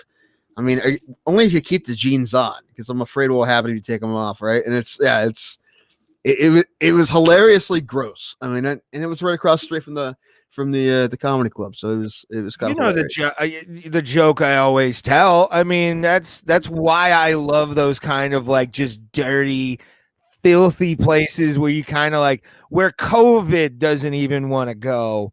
Kind of strip clubs, like those are the kind of I adore, because you get those stories of like a broad in mom jeans coming up to you and you're like, can you keep them on, por favor, like, please, I don't want you anywhere, because that's some of my favorite places. One of them I actually use in my act is Just Teasins in Menor. It's my favorite strip club because it used to be a wing joint. You wore a mask when you went in before COVID? Yes, always. Those places? Yeah, I got you. Where it's like the entire starting line of the local high schools, like moms work there. Like that's the kind of strip club I love. I love that kind of strip club because of the freak show element. So yeah, the strip club of the cousin of the girl you dated. That's the one you like that one. That's the one here in town where I live. That's good old Morant's. That's exactly what that is. I haven't been there in like 3 years, which is good because I don't plan on going there. I have no reason to go. I've never been inside, but I want to go. What, you haven't? You haven't been? Oh, all right. Well, next time you come here, you can go, and I'll be here at the house. No, especially now, man. Especially COVID times, I had zero interest. I didn't have much interest to begin with. I basically had none. Now I have completely none interest in going. There was like a good, I want to say it was like 2 month span when I worked at the Improv where I was getting like decent checks because people were selling out, and like we would have many like different, like 4 shows or 5, 6 shows in a week kind of thing, where I was getting a lot of overtime and stuff like that, or like close to 40 hours a week, where I would go to Christie's off on a random night just so I could like sit down and relax. Like I used Christie's as therapy for like 2 months when I worked at the Improv, because I was just like, I've gone through, because you've worked at a comedy club, you know how people can be at comedy clubs. They can be assholes. I'd rather have a pair of tits in my face than have an asshole in my face sometimes. Depends on the girl too. But like, I love strip clubs. They're fantastic. They're great places to just go, oh, I'm okay. You do seem like the kind of guy that would like go for like the lunch special. No weekdays. No, you don't eat the lunch buffet. No, because that's the one thing, man. Like I would rather just go to a strip club to like sit down, have a beer, and like have a Cleveland 7 in my face rather than like, having to go to the buffet. I don't want. You should only do two things at a strip club. One, give your money over and drink beer. Technically, one is to 1A, 1B, but like you drink beer, you see a naked girl, and then you go on your merry way. Usually, maybe a private dance. I don't know if you've ever done that. It's interesting. You pay $70 to have just like 3 songs. You're like, it's a fun time, my friend. I love strip clubs. Yeah, I think I may have told you this. My uncle took me to one in Texas when I turned 21, Ooh. and uh, the stripper looked at me, and I told her to stop. I'm like, "Don't you ever do that again." And my Ah, uncle's like, it's probably the first person who's ever said that to her. I'm like, it was weird. I don't know where the tongue's been. And it was me. So my that's my relationship with strip clubs. my favorite strip club moment I ever had was I was 20, oh god, like 23, 24, and there was this stripper that used the cover of Let's Go All the Way by the Insane Clown Posse in her in her routine. Oh, just when I forget for a second that you're a juggalo, you bring it back. Whoop, whoop, and throw this, we're good. But yeah, I mean, it immediately was, and then she also did Marilyn Manson, and I was at that age where like Marilyn Manson was still good to me. You know, like I like Marilyn Manson, but I'm not a huge fan of Marilyn Manson. The product Glen Oak High School. There, yeah. I dated a girl who her baby daddy worked with his dad. Apparently, I told you I met his dad before, right? yeah, Yeah, at the animal clinic. He brought his dogs in when I worked at the animal clinic.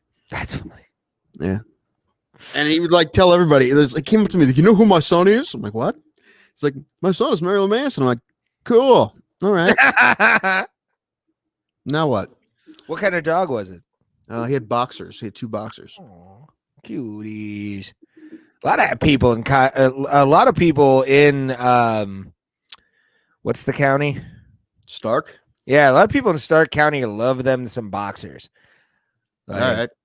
yeah, I've noticed that. Like I've done some pest control work and some other things, and like a lot of people in Stark County have boxers, and I like it because that's a good breed of dog.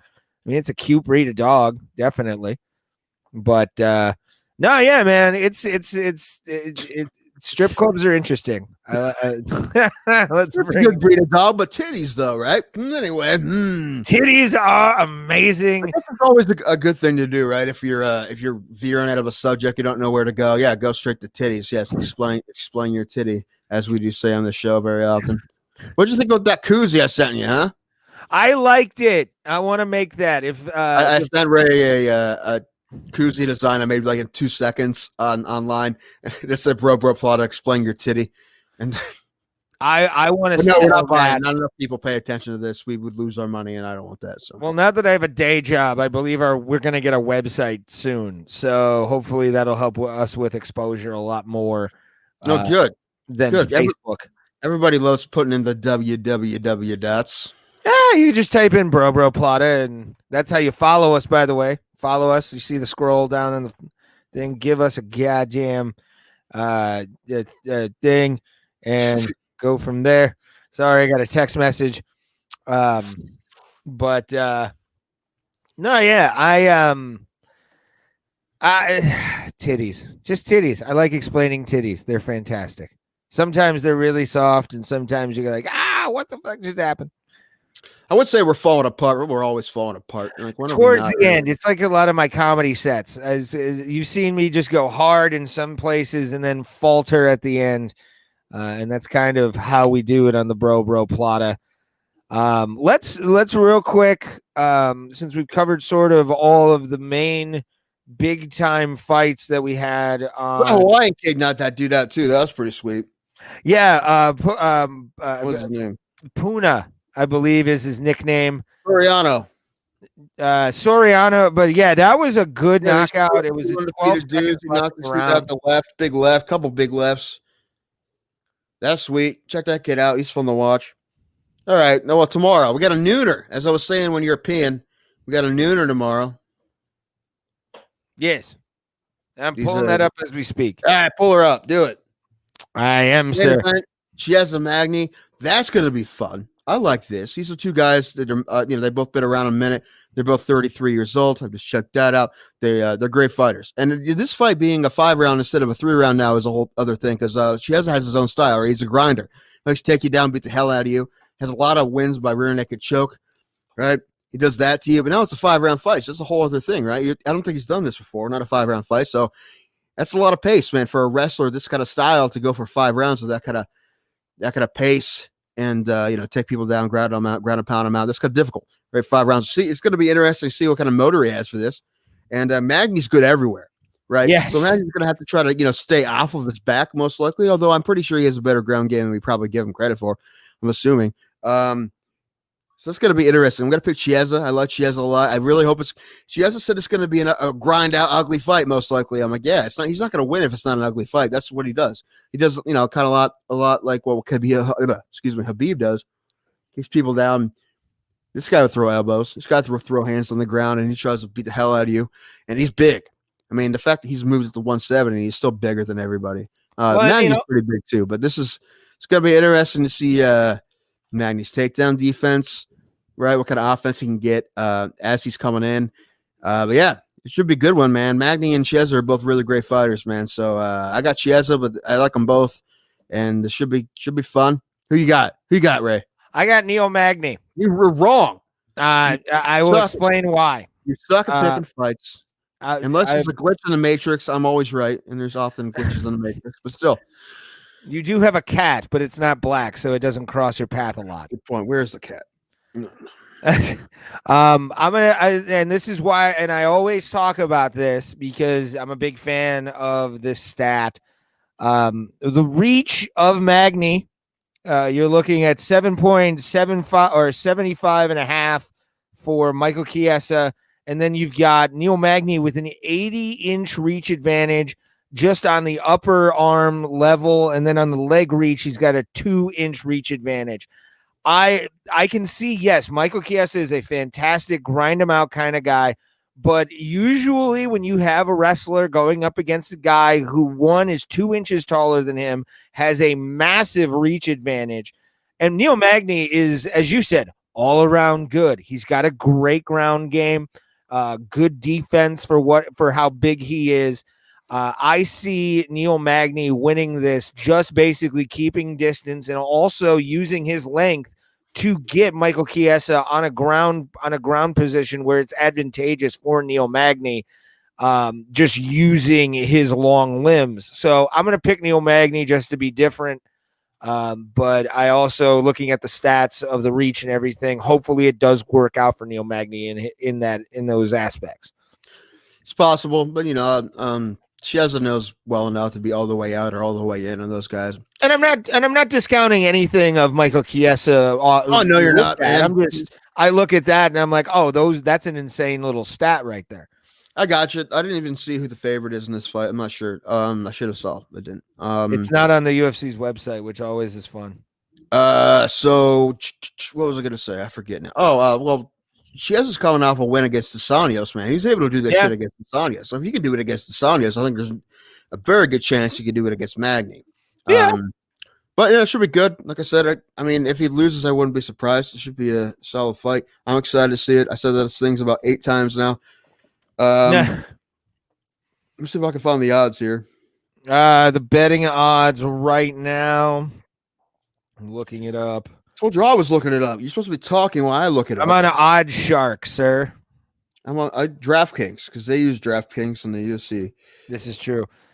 So what do we got? Odd Sharks got Magny at -137 and Chiesa's at 127 or plus 127. All right. That's about the same as plus 120 for Magny on DraftKings, minus 148 for Magny. So I got Chiesa. I'm calling him my underdog of the card. Also, I've kind of stopped doing those because I lose a lot. But who else is in this card? We got Lazes and Worley Alvarez is back. Worley Alvarez. But I got Lazes is this one on this one. What else we got? Oh, she's an underdog. Roxanne Modafferi. It's hard not to like Roxanne Modafferi. She's awesome. I like Roxanne. I like the cosplay queen that she is. Even though a lot of the cosplay I don't get, but she definitely goes ham. She doesn't. She definitely seems like a deep cut cosplay kind of gal. She seems like that, like a weird reference kind of cosplay. Yeah, she seems like the world's nicest person, but also she's a black belt. She'll beat your ass. So yeah. And Araujo here is a pretty darn good fighter too, so this should be fun. I'm gonna why not? I'll pick Roxanne. I'm pulling for her for sure. I mean, I always like watch Roxanne fight and hope she gets a win. She's not going to really stop anybody most likely, but she can get the upper hand and win decisions. That's usually what she does. Yep. Oh, Tyson, man. The Omari Akhmedov fight versus Tom Breeze. That's gonna be a good one. That one, forgot about that one already. Yeah, that's good. Tom Breeze has been killing people. I'm gonna pick Tom Breeze, although this is a good matchup. Who's the favorite in that one? I just lost my DraftKings page. I'm not able to look that up. Doesn't matter. No one cares. It's fine. Everything's awful. Well, I mean, tomorrow it'll be a new day, sir. Tomorrow is the new day. I probably won't watch it right away. Most likely we'll be sleeping. Who knows? We'll see. I might be up. Who knows? I'm gonna try and watch it. And I think we should do a live reaction sometime just to a fight night. That would be kind of fun. No one cares. Well, we can still post it on all of our streaming things. And real quick, since I'm talking about the streaming thing, I guarantee you it's because of a couple of the podcasts I've been doing lately. But after the 51st episode of Bro Plata, I want to thank everybody that goes to our Spotify, our iHeartMedias, all the places where you stream the stuff for us, because last week we reached just out of nowhere 50 listens in a week, which to me was huge because it's like, holy shit, we got a huge bump right off the rip. And it's nice to see that because of the fact that again, we're at 636 for plays. We're so damn handsome and entertaining, Ray. Why would you think that wouldn't happen? Look at us. Yeah, because I have low self-esteem. But I'm a comic, so it kind of comes with. It's kind of comes with territory. I got you. Yeah, but and I'll tell you a funny story after this. I'd rather you not, but that's fine. Is it going to take 15 minutes and be about West Virginian gap tooth? No, it's actually about a show I did last night. Okay, what happened? So you know me, I do a lot of self-deprecating shit in my act, and Jimmy Graham. What? In your life, you do that, but yes. Well, yeah, but I do it also on stage. Gotcha. But Jimmy Graham and I believe Brian Kenny did this as well. And shout out to both the guys. Love them a lot. Both guys have been really cool to me and Tim over the years, and really put us on shows constantly. So I can never say a bad thing. But I love the fact that Jimmy Graham was like, dude, you need to stop being so hard on yourself. And I'm like, it's just what I am. It's my act. It's what it is. I'm hard on myself because it's funny how I look at myself. So it's always a fun time. But yeah, we were at Twist nightclub in Lakewood. And then I sent you, they were playing Creed's Higher while we were performing stand-up. So I immediately thought of you. That's good. They should do that. And you said that's a gay bar, right? Yeah, most gay bars play lots of Creed. Creed is the sexiest of all rock, so it makes sense. What other song? Flavor. They played American Hi-Fi's Flavor of the Week. It was so fun to hear. Yeah, that song's always fun to hear. You forget about that one, then you hear it. Like, what? Nintendo? Yeah. Too stoned. Yeah. But shout out to Dwayne Duke and Twist Lounge every Monday. If you're in the Cleveland area, go check that out. They do comedy at 8 p.m. at the Twist Social Lounge, I believe is what it's called. So go check that out. It's fun as fuck. Red, when you were peeing, Ray, I said that we were going to pick our champions for the end of the year. Do you want to do that now? Or you want to do that next time? Let's bring up. I'm going to bring up the champions right now on my phone. UFC champions list. Okay,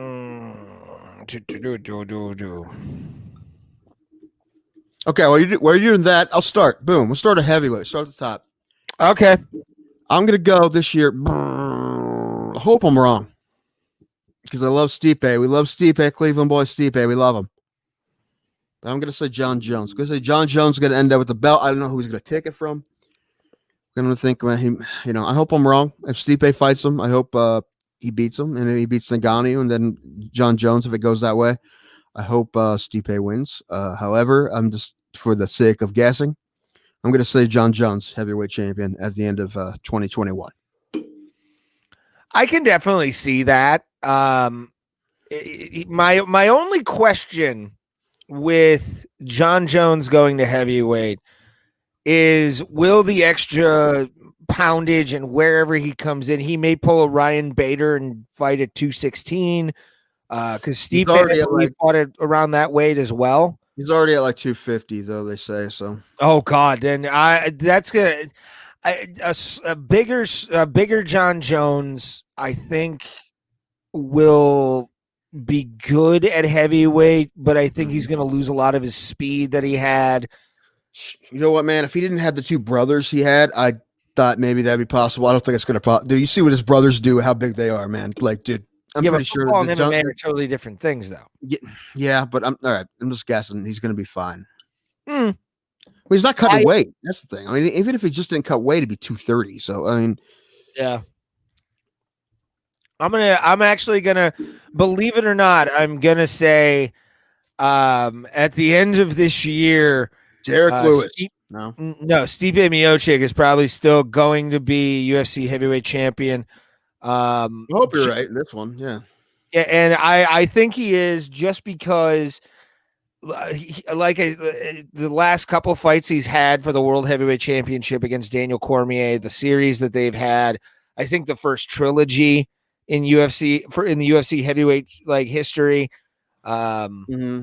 Because I think Junior and Kane only did 2. Oh, did 3. Oh, did they? Yeah. Then it wasn't the first. No, it wasn't. But probably the greatest trilogy, just because of the level that Daniel Cormier is, and the fact that Stipe was able to dispatch him after losing in Chicago in 2018.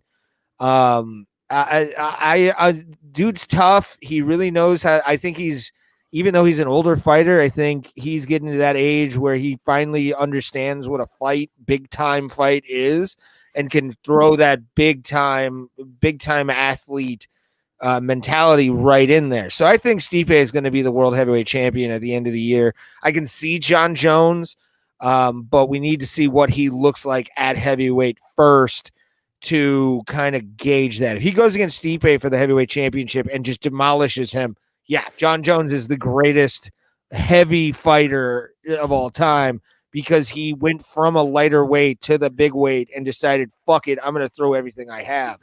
But yeah, I think Stipe is going to retain the title against John Jones and also Francis Ngannou. Yeah, that's going to be hard enough to begin with, is beat Francis again. But I hope you're right. He's going to wrestle fuck the shit out of him, to be honest with you. Oh, I don't know, man. We'll see. And I'll see what's going on when that fight comes up or whenever they schedule it. But who do you got at light heavyweight? This was weird, right? Because Israel Adesanya is coming up for the super fight, and if he wins, I don't know. They didn't say what he's going to do. Is he going to defend it again? Is he going to vacate it and then go back to middleweight? I don't know. So we don't know. So we have to guess what he's going to do there too. So I'm going to guess he's just going to do the one fight at light heavyweight, and then you see that's going to be open again. And let's see if Izzy beats Blachowicz, and Blachowicz maybe will fight for the title again against Glover Teixeira. Maybe Glover, even though he's getting older, he's looking really great. So I'm going to say Glover Teixeira, light heavyweight champion at the end of the year, like 42 years old or however old he is. But he's been looking really good. So what are you going to do? You know what? Glover Teixeira is not a bad pick. I know it's not a bad pick, Ray. Especially in the state that the UFC light heavyweight division has been in since John Jones vacated the title. Mm-hmm. And I honestly, I do think, and I said this early in 2020, around the time of John Jones vacating the title, it was late 2020. You're going to see a vacuum in the light heavyweight division that no MMA division has had in a long time. And the parity that will happen, because I do think Jan Blachowicz will at least get one successful title defense, just because of how he came out against Dominic Reyes. This kid has confidence. So you think he's going to be Izzy? Is that what you're saying? Yes. You do? I do. All right. You're full of shit, but okay. We'll go I do. And it's just, I don't know. There's something about Jan Blachowicz. And yes, I'm homering myself also because I do have a Polish flag above me. Polish pride all day. But I do think Jan Blachowicz will get that. He will beat Izzy because of the fact that he is one of those guys that's that damn tough to walk through Izzy's attack and kind of get in there with almost like a Tyron Woodley kind of just explosiveness that he needs to do against Izzy. Because honestly, that's the thing. If you bully Izzy, I think he'll back off. If you let him have the confidence that he has. I used to think that. I don't think it's true anymore. We'll see though. I don't think it's even going to come close. I think you're kind of forget how damn good he is. Oh, I'm not saying that Izzy. No, Izzy is a savage. We're talking about a lot more. Underplaying any of that. We're not trying to have this conversation right now because we're going to have it in March or whatever when the fight comes up. This is true. So, but and then I see Izzy staying at 185 and defending the title there and probably wiping the 185 division clean. Well, number one, dude, there's a lot of monsters at 185 now, dude. 185 is looking awesome, but he's special. He's super special. That's one of the reasons I don't think he'll beat Jan Blachowicz, and one of the reasons why I also think he will be the champion at 185 at the end of this year. Also, because he'll probably only have to defend the belt once this year because he's fighting Blachowicz. Mm-hmm. So you're thinking one fight, and that's probably Robert Whittaker. Yeah. Again, that's a good fight, though. I'm excited to see that fight. Unless Whittaker loses his next fight to who's he fighting? Cannonier? No, he's fought Cannonier. Does he have another fight lined up? I don't remember. Anyway, but Vittori's up there. Kevin Holland's up there. Whittaker. Those are some monsters up there. But I think whoever Izzy fights, he's going to beat him again. And Whittaker fight would be a good fight, but my guess is going to be Izzy at 185 at the end of the year still. Well, who do you think's who do you got in if I can 170. 170. What do you got in there? Well, okay, we got Usman is the champion right now. He has a fight coming up 258 against Gilbert Burns. Yes. Even if he loses to Gilbert Burns, if it's a close fight, they may run it back. And that means one more fight this year. So even if he wins one of those, he's champion at the end of the year. I think he's going to beat Burns anyway. But even if he doesn't, he still has a good chance to be champion at the end of the year because if they run it back. Yeah. So I'm going to say Usman. Usman's going to have his belt at the end of the year. Yeah, I can see that. I can see him and Burns trading. I do think that Gilbert Burns will have the edge going into that, but we'll cross that bridge when we get there. That's another one. That'll be fun. But yeah, I see that. I can see it definitely a two fights between them this year for the welterweight title. I mean, I'm picking Usman in the first one, but it's not. I wouldn't be too surprised if that went that way. So now, this is tough. The big time. If this was I Love You Man, you would be talking over Rush right now. It's so big time. That was a reference only for me. I knew the reference, but yeah. That was like throwing a firecracker into a field. Sometimes it does spark at least a laugh. This division is not. You go first this time. Oh God. So, I actually see Khabib coming back. Okay. I do. Defending the title. I think it's a rash decision for him to retire being at the height that he is. He's done everything, blah, blah, blah. Do I want to see a Conor rematch? You bet your fucking sweet ass I do. Do I think it will go the same way? You bet your sweet fucking ass I do. Do I hate Khabib? Oh, hell yeah, do I hate Khabib. But I see this year ending with Khabib coming back at least twice, defending the title, winning one of them against Conor, because I do think Conor this weekend, we'll talk about that on Friday. Tune in for that. Share this episode out. Get the word out. We have an episode Friday breaking down UFC 257, Conor McGregor versus Dustin the Diamond Poirier. But yeah, I see Khabib or I see Conor as your champion at the end of this, depending on what happens with Khabib. But do I see him coming back after the statement he made Saturday via Dana White? via Dana White. via Dana Dana White. translator. They always get that wrong. But if that's the case and he's like impress me, I do see Habib coming back, having the spark of competition back in his body. And do I want to see him back in the UFC? Fuck no. But at the same time, I can see him or Conor being the kingpin of the 155-pound division. All right. I could do all the explaining I need to do for this, or I could wait for future episodes. I'm just going to tell you my answer right now. It's Justin Gaethje. Okay. I can see that. No, seriously, I can see that. I will save my explanation for later on because there's a lot of, but one of them is Khabib not coming back, which I don't think will happen. But there's other things too, and I'm gonna hold on to it till next episode. All right, let's move on to the men's featherweight division, 145 pounds, current champion. Max motherfucking Holloway. See that guy fight last night? Yeah, as long as he gets that chance, I think, dude. I mean, look, I think he beat Volkanovski the last time. Exactly. He beat him the last time, and I think if he gets a fight against him or Ortega, he will beat Volkanovski or Ortega again. So, yeah, I'm thinking Max Holloway. Yeah, me too. 2021 is going to be the year of the Hawaiian Kickboxer in the 145 division. It's Max Holloway to me is, and we talked about it earlier in the show. He's been fighting in the UFC since he was 20 years old. You want to talk about guy and Max or Ortega, same thing, guy. He'll be a champion one day, but I do not, under any circumstances, especially after last Saturday, see Max Holloway not being better than Conor McGregor in the 145-pound division, better than Jose Aldo, even though he's proven that twice now. Mm-hmm. But Max Holloway is potentially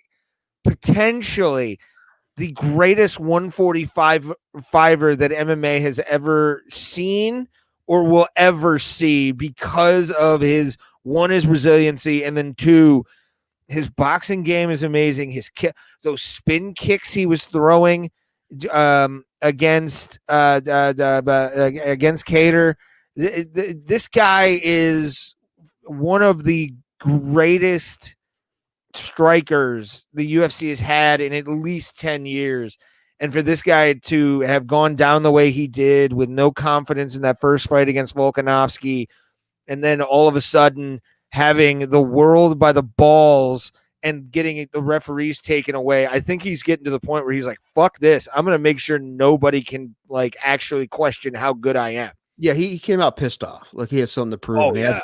absolutely did. It was fantastic. For fuck's sake, he beat the piss out of Calvin Kattar for 5 rounds and then talked to DC in round 5 and almost got knocked out, close to it if he would have kept moving, if he wasn't moving backwards the way he did. Kattar came on hard once he started realizing he was taunting him, and I thought Max was going to get knocked out, but that fucking head movement, man, his head movement is next level, and I love it. Like he is what you want as the 145 champion. He was great. He was whipping him like, Matrix style, punch diving or punch ducking. Yeah. But yeah, he looked great. Ladies, 145-pound division or 135-pound division. Fuck that up. Who you got? Just giving the ladies. No, we'll go to the ladies right after we go. All the men first, then the ladies. That's how you doing things. Yeah. You sexist. I'm big business Ray Highclack. That's how I do things. That's true. Big business Ray Highclack. All right. I don't care about some women's lib movement. Corey Sandhagen. Okay. Liking the way he has a couple good knockouts there. He knocked out Alice, and then he's fighting Frankie Edgar here soon, and I think he's going to be Frankie. And then after that, I think he probably deserves a title shot. I mean, if he gets either Jan or Sterling again, Sterling beat him in the first fight, but I mean, Sandhagen's good, so I can definitely see him winning another fight, the second fight against Sterling. So I'm going to say Sandhagen. All right. I'm actually going to go the opposite of you on that. And a guy who really deserves it, you just brought up, Aljamain Sterling. I think Aljamain's going to close out the year as UFC heavyweight or UFC 135-pound champion. I can see that happening too. I mean, that wouldn't Yeah. surprise me too much. I mean, yeah, I mean, we'll Jan. I mean, we've not given Jan a whole lot of credit yet. We probably, I mean, if he beats up Sterling, I may change my mind. But if he beats up Sterling, very possibly he'll fight Sandhagen or maybe Dillashaw, depending on what Dillashaw does in his Needle first shot. fight. If they give him a title shot right off the bat, I'll be pissed. They better not make him fight somebody. Yeah, man. I just Aljo deserves it. He's had such a good couple years in the octagon to not have that. So I think to not at least give him a title shot would be a disservice to Aljo way too much. Well, he's getting it. It's coming up. I'm aware, Yeah, but I think Aljo's gonna be able to take that belt and be your champion for a long time, at least a year. I think he'll go through at least 4 or 5 fights, be the champion, just because of his striking. His striking is on a different level as well, and he's definitely a guy that you want to see get at least a title shot. So I'm excited. No, for about sure. that. I'm happy to have it. I just have a hard time counting out Peter Yan right now. But this is true. I mean, that fight against Jose Aldo was completely a one-sided affair. Peter Yan came out like I'm bat out of hell, to quote one of your favorite artists. That's right. Senor Meatloaf. But yeah, man, I'm going to say Aljo on that. Who do you think for the women's 135 division? Do you think Amanda Nunes will be actually champion? What are we doing? Featherweight or bantamweight? Bantamweight. What about featherweight? Oh yeah, featherweight too. What do you think Amanda Nunes is going to control these belts, or do you think she's going to give one of them up? Okay, we'll do both. I say featherweight. She's definitely going to have the featherweight belt at the end of the year. I don't think there's anybody. I don't know who she fights after Megan Anderson. I have no idea. So there's a lot of featherweights for her to fight. So I think she's going to have the belt at featherweight at the end of the year. Bantamweight, I don't think she's going to go back down unless they really talk her into it. I don't even know if they'll try to. So that means if she doesn't defend it, if she vacates it, then it's probably going to be Durandamine and Holm fighting, and I'm going to pick Holm to win the rematch. So I'm going to say Holly Holm at bantamweight. Okay, yeah, I could pick Holly, the preacher's daughter, on that.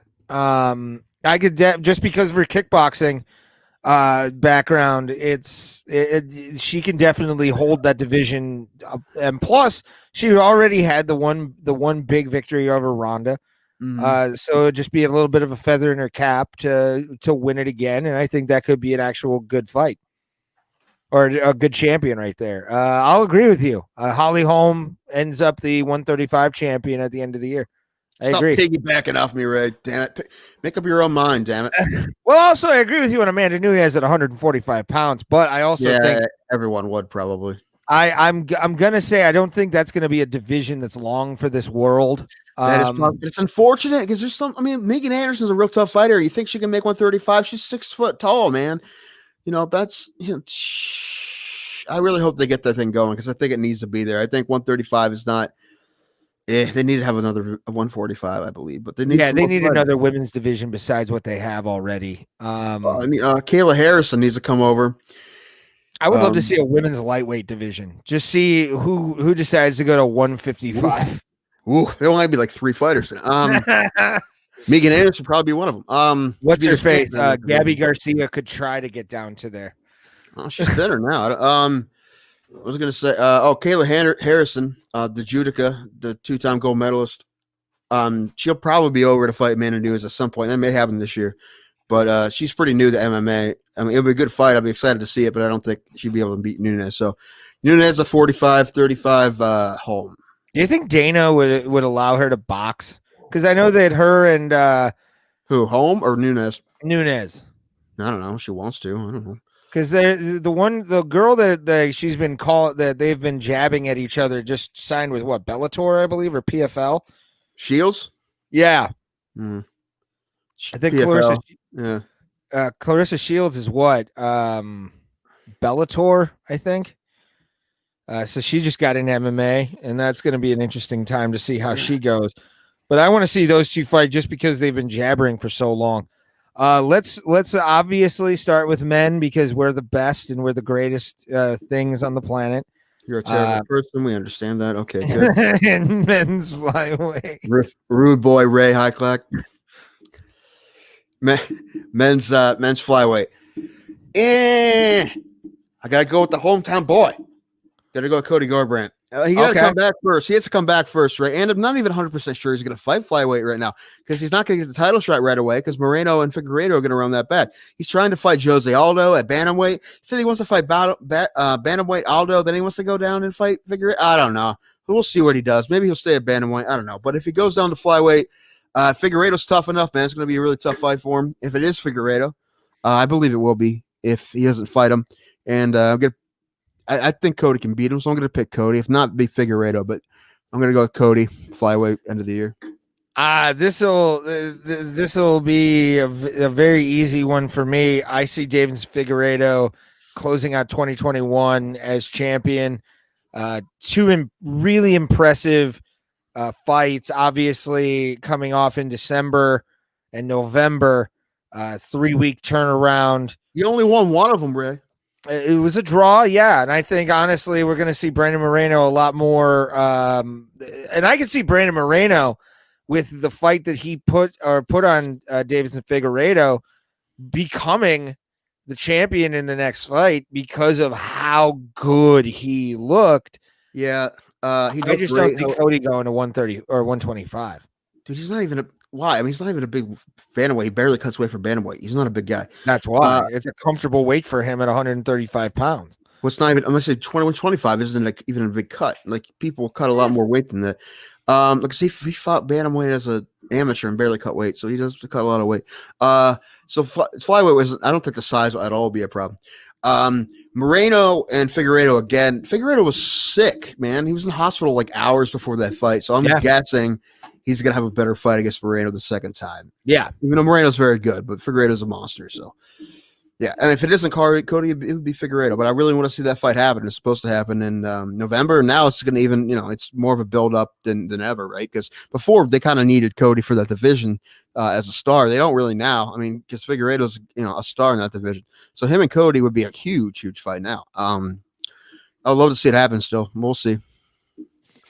Yeah, Davidson Figueiredo has been so dominant since he's gotten the belt, and it's creepy how dominant he is. So we'll see what happens with that. Now we go to the women's flyweight division. Valentina Shevchenko. Who do you got in this division? Valentina Shevchenko. Agreed. Let me take a look. The rankings here because her next fight most likely is going to be Andrade, right? He's very tough. That's going to be a great fight. That'll be fun, but I think she's going to beat her. Mm-hmm. So yeah, and if she fight again, then probably somebody Kudigan, Jennifer Maya, Lauren Murphy, maybe soon. And she beat all those people. I mean, she already beat two of them. And Lauren Murphy, I love Lauren Murphy, but she killed Lauren Murphy. So, Valentina is going to keep her belt for the rest of the year. Unless she moves out of the very possible she'll move out of the division to try to fight somebody else. Although if she fought Zhang Weili, she'd probably move up, I'm assuming. So I don't know. Yeah, Zhang Weili would say Shevchenko though. Yeah, I agree. And now, to be honest with you, in my opinion, in 2021, this is the great unknown, known as the women's 115 division. Zhang Weili obviously is the champion. Beating Jessica Andrade in a shocker. Last title fight was August 31st, 2019. So it's been we're coming up on 2 years. What? It was last January against Joanna. What are you looking at? Oh, won the title. Never mind. Shush. Yeah. You're saying, what are you talking about? Yeah. No, I read it wrong, sir. Okay. All right, fix it. It's okay. Hurry up and fix it. Hurry up. Hold on, wait. Jessica Andrade it's I don't 115 is hard. Like 115 is a very hard division right now. That was amazing. But what I'm saying is in the idea of with everything going on. My point is I couldn't believe you forgot her fight Joanna. That fight was amazing. You forgot it. I did. Yeah, how could you? Yeah, but you're right. This division is awesome. It's great. It's the most stacked women's division by far. One of the most stacked in the UFC. It's great. There's a lot of killers. A great fight coming up Saturday with Marina Rodriguez and my boo Amanda Ribas.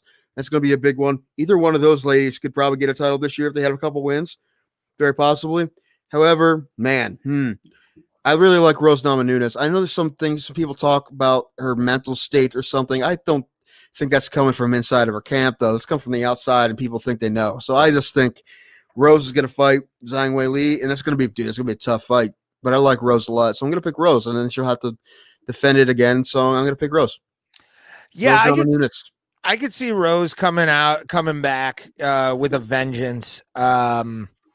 And yeah, I'll pick Rose just because of the idea that she lost in such a way that, I mean, she wasn't in the right frame of mind afterwards to be like, yeah, I'm done. And for her to come back the way she did afterwards, right. She looks like a motivated fighter, and that's what I want. She came back. She beat Andrade. Yeah, and that's a great fight last year too. One of the great fights of last year. But when she got beat by Andrade, she was winning that fight, and they said her head wasn't in the right place, but she was winning. She just got picked up and slammed on her head. Now I'm talking about I think I don't want to be champion anymore. All that kind of stuff. Yeah, that thing. But the thing is, she was fighting that fight well until she got picked up and slammed. But that's why she made the decision she did. She got dropped on her dome, bro. Right, and she waited. Yeah, but she came back and she beat Andrade. So yeah. I really hope that fight happens because Wei Li Zhang Wei Li, whatever her name is, both, I guess. Racist. Or neither. It's because I don't know it as a racist. Nah. Rose Namajunas. I want to see that fight. I'm really excited for that fight. I hope it happens soon because that should be great. Rose is a good champion. She beat Joanna twice. Yeah, which is very tough to do. And Joanna and Zhang had an amazing fight last year. It was my pick for fight of the year, and it was and most people's fight in the year. But it was one of the great ones either way. And what was I going to say? Blah blah blah. Yeah, Rose. I got Rose. Is that it? Is that all of them? That is all of them, sir. Watch, we get none of these right. Yeah, watch. It's like it's almost every single one have John Jones level out of nowhere, like champions. We're like, holy shit, were we wrong? But yeah, we will. I'm trying to think, like, what would be like a really crazy. Who would have thought? I don't know. Lightweight, very possibly a lightweight. Like Michael Chandler and Dan Hooker, man. Whoever wins that fight could very well be champion this year. I could see Chandler contending for the title. But I don't see him winning it in the UFC right now. Like dude, Kevin Holland could middleweight champion. He beats Derek Brunson. Another fight, maybe he'll get a chance. He very possibly the way he's been doing so. There's a lot of people. I wouldn't be too surprised. But I think my biggest Hail Mary is probably Sandhagen. I mean, that's not even that back. He's only like a fight away. So yeah. I see Aljo in one or starting to become a championship level guy. That's why I picked him. See it's possible. I won't be surprised. Let's pick somebody. Yeah. All right, guys, we are done for the day. Thank you guys for watching. All the people that had watched. Thank you again for the bump in listenership on our podcast streaming, our audio podcast, which you can get at Spotify, Apple, Google Podcasts, Anchor FM, anywhere. Just type in Bro Plata. Tim's going to be choking his chicken later, which is always what he does on a Tuesday night. Gobble gobble. Tim, you got anything? You got anything to plug, my friend? Nah, I don't think so. Follow him at Dig Danko. At Dig Danko is where you need. Right next to me here.